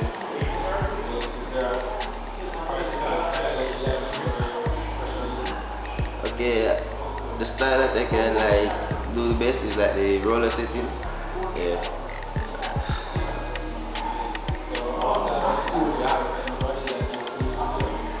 Do it like, yeah, I carry my mom here once. Yeah, I was doing the like shampoo and yeah, ear relaxing service, and I did it on my mom, my 2 cousins, yeah, and the ear relaxing service. They didn't have like, anything to say, but it was, yeah, it turned out very well. My name is Tarek Garden. I attend Putney High School.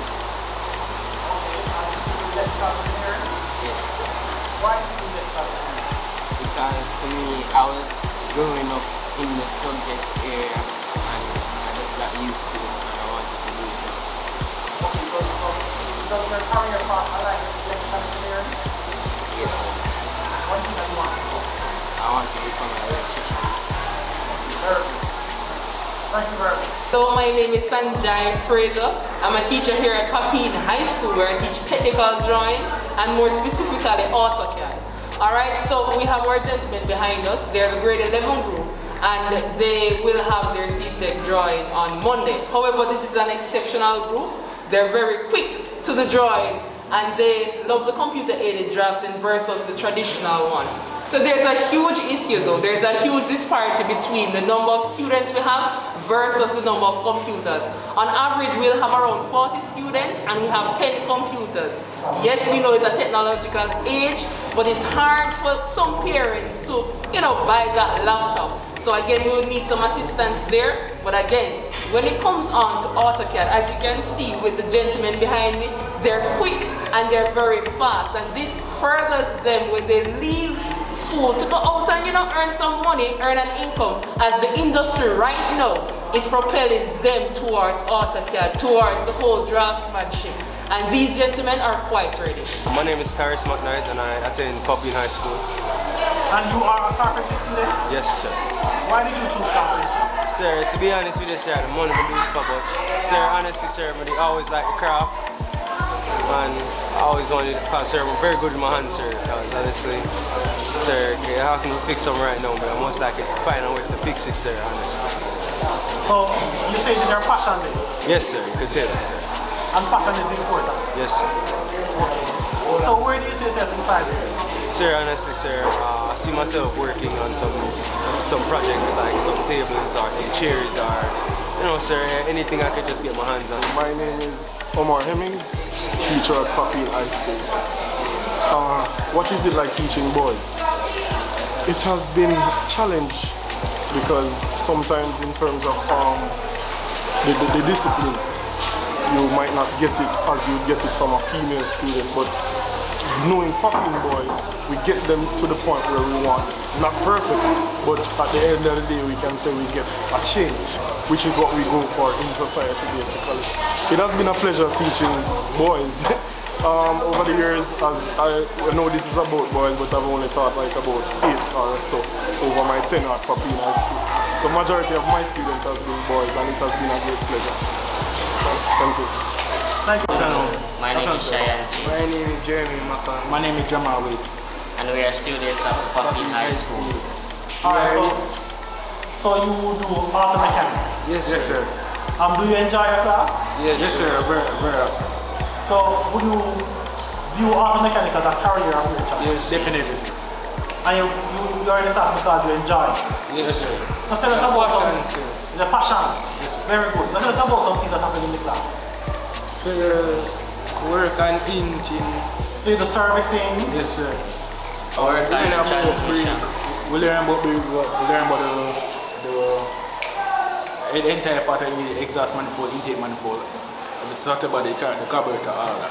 Very good, man. Very good. Sounds like you really are passionate about it. Yes, sir. So in the future, you would see yourself as auto mechanics. Definitely, sir. All right. So anybody here going to Jagas? Yes. Yes, sir. I would love to go to Jagas. Okay. Very good. Very good. Hello, I'm Sheena Cole from Papine High School, and today our boys are planting out some callaloo seedlings. Now, working with the boys, it is somewhat challenging, but it is rewarding. Our boys sometimes are busy doing extracurricular activities and classwork, and so it's difficult for them to be juggling all of these activities. But when they are in the mood to work and on the farm, they work hard. They are determined. Today you see it's raining and they are here.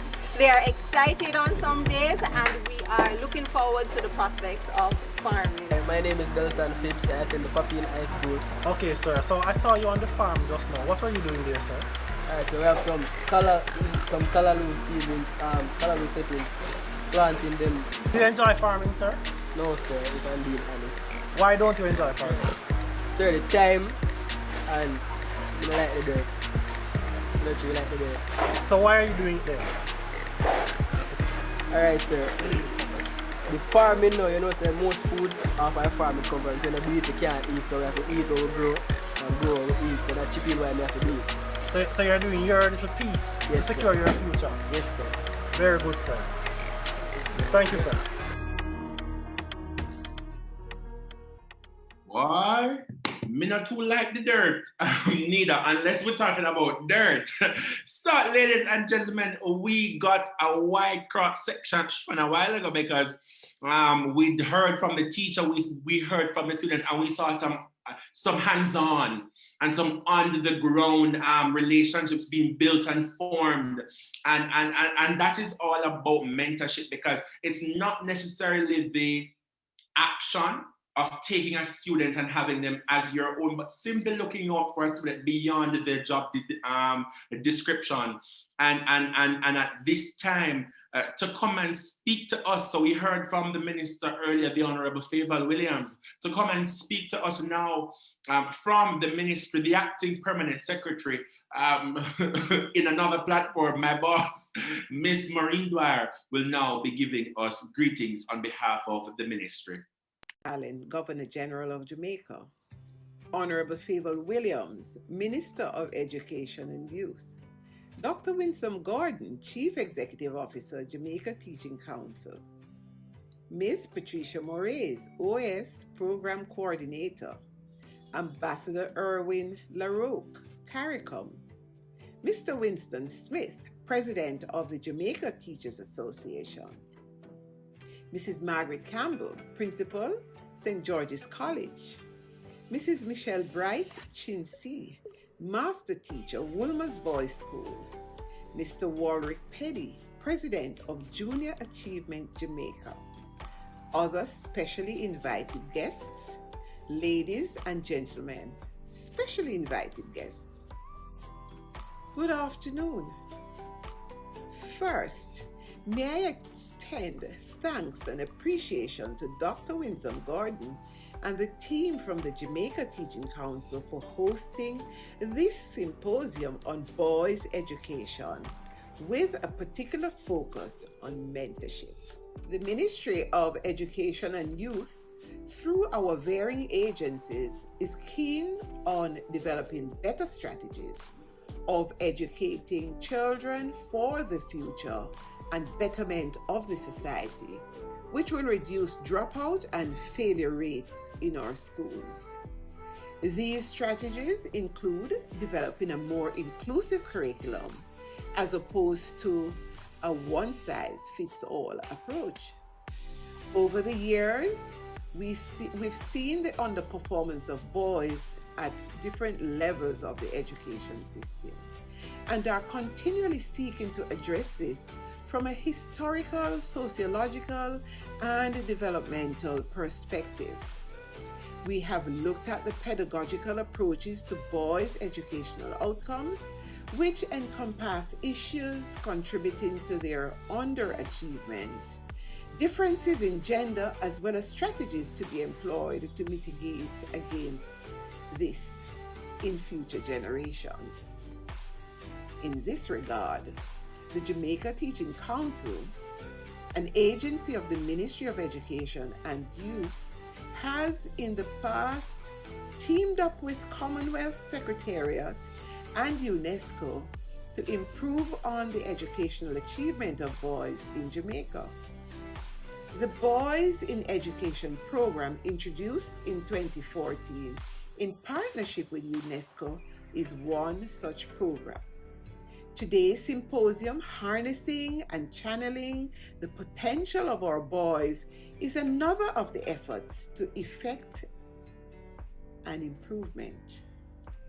I commend JTC for its coordination of the Boys Mentorship Initiative that began officially in March last year as phase 2 of the Boys Education Program. To build mentoring support for boys in the education system, mentors often play the role of advisors, teachers, sources of funding, and guides about classes, careers, jobs, graduate schools, and life choices. Above all, mentors are motivators and role models who believe in their mentees, see their potential, and help them to get to where they want to go. Mentors can share their worldviews, experiences, knowledge, support, and advice, as well as provide a positive influence. By introducing our boys, therefore, and young men to new experiences and sharing positive values, mentors can help them avoid negative behaviors and achieve success. I trust that today's symposium will encourage others to see the value in supporting the specific targeting of boys and their mentorship. Every good wish. Thank you. Thank you, PS, for your warm regards and kind sentiments. And we're winding down. I was just saying to a colleague a while ago, I don't know who the Jamaica Teaching Council has not reached out to to get an endorsement for this function. And that just shows you the level of importance that this topic holds in the minds of our nation builders. So right now, we have possibly heard from all stakeholders except one. And right now we will be taking a final greeting from the president of the Jamaica Teachers Association, Mr. Winston Smith.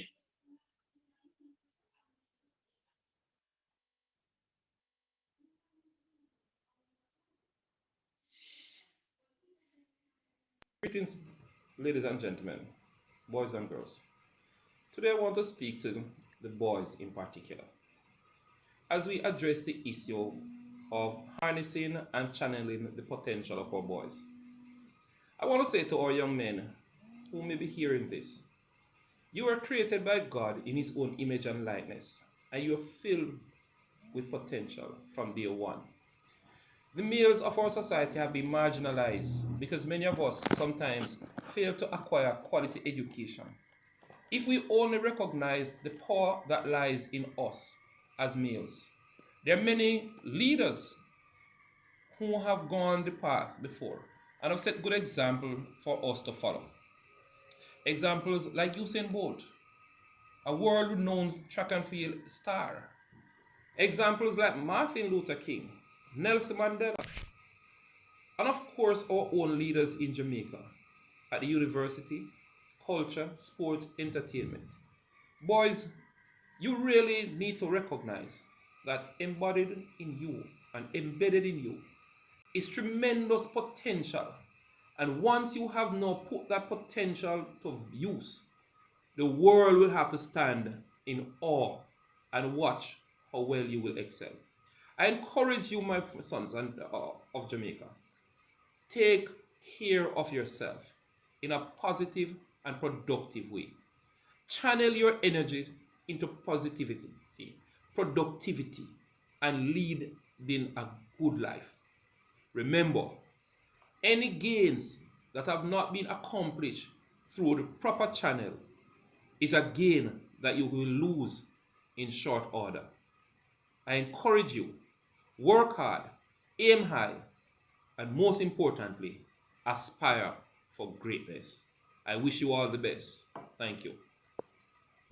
Thank you so much, Mr. Winston Smith, for your greetings. And I must say, unfortunately, it looks like the Jamaica Teaching Council ran out of greetings to give us, but that is the last greetings for this evening's afternoon. But hold on, before you leave, we've been so blessed this afternoon with various performances that at this time, the Jamaica Cultural Development Commission will be bringing to us an item entitled God Has Been Good to Me.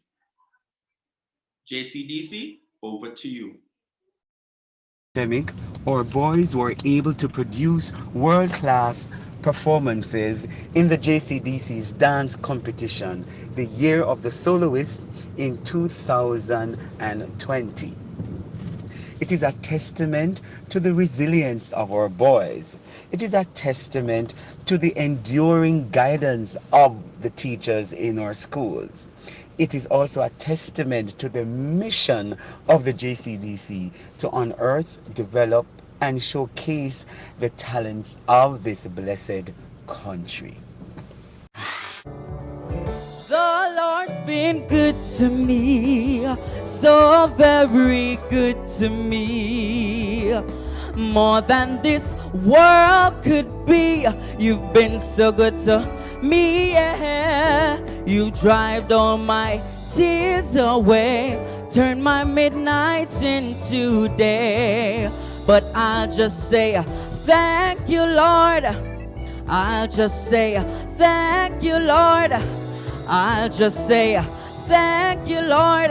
I won't complain.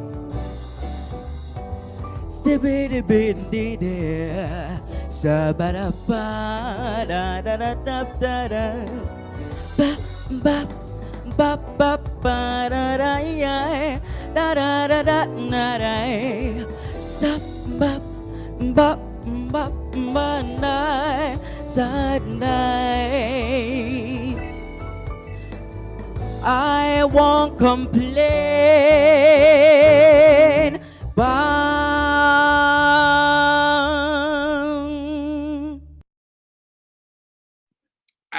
I tell you, Jazz Festival in New Orleans has nothing on our youth in Jamaica. That was absolutely a riveting performance by one of our young men in society. And if we are to take his testament as anything, we can look at the fact that, yes, God has been so good to us and we cannot complain.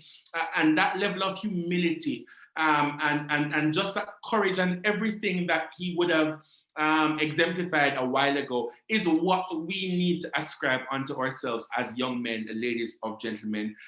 It has indeed been a long but fulfilling session. I can say that for a forum, there was a mix and a variety of perspectives and information sharing from all sectors of people, from all various socioeconomic backgrounds.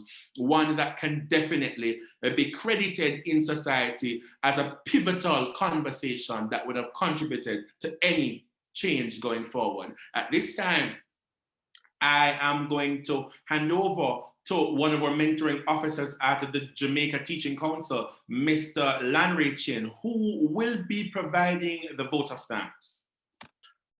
Good afternoon, everybody. As was mentioned before, I'm the mentoring officer here at the Jamaica Teaching Council. I have been given the awesome opportunity and the privilege of giving the vote of thanks. After such an evening, I have realized that there are more persons to thank than we can count.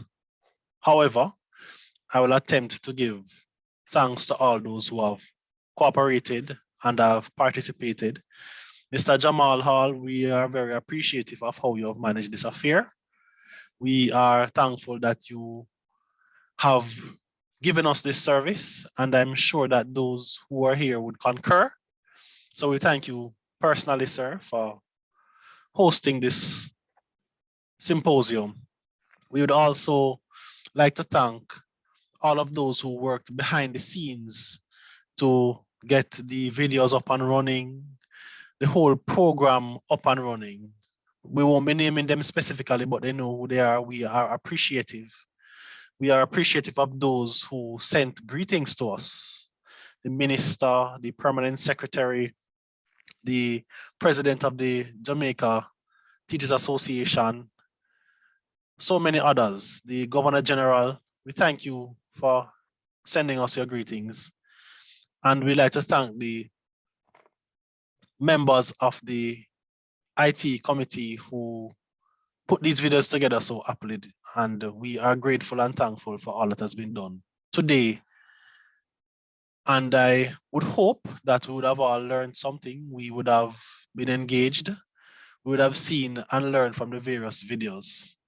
And we thank our Chief Mentoring Officer, Mrs. Ingrid Pietwilmot, who was the one who put on this symposium. So we express our thanks and gratitude at this time. Thank you for coming. Thank you for having us. And what more to say, but it is well and it is done.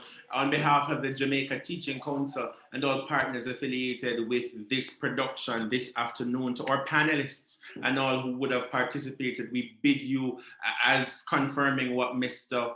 Chin would have said a while ago, we do appreciate your presence here this afternoon and know that you are a part of something greater than yourselves. I don't want to say same place, same time next week, but definitely this is a conversation that we'll be having a part 2. So until then, stay blessed, stay safe, all the best.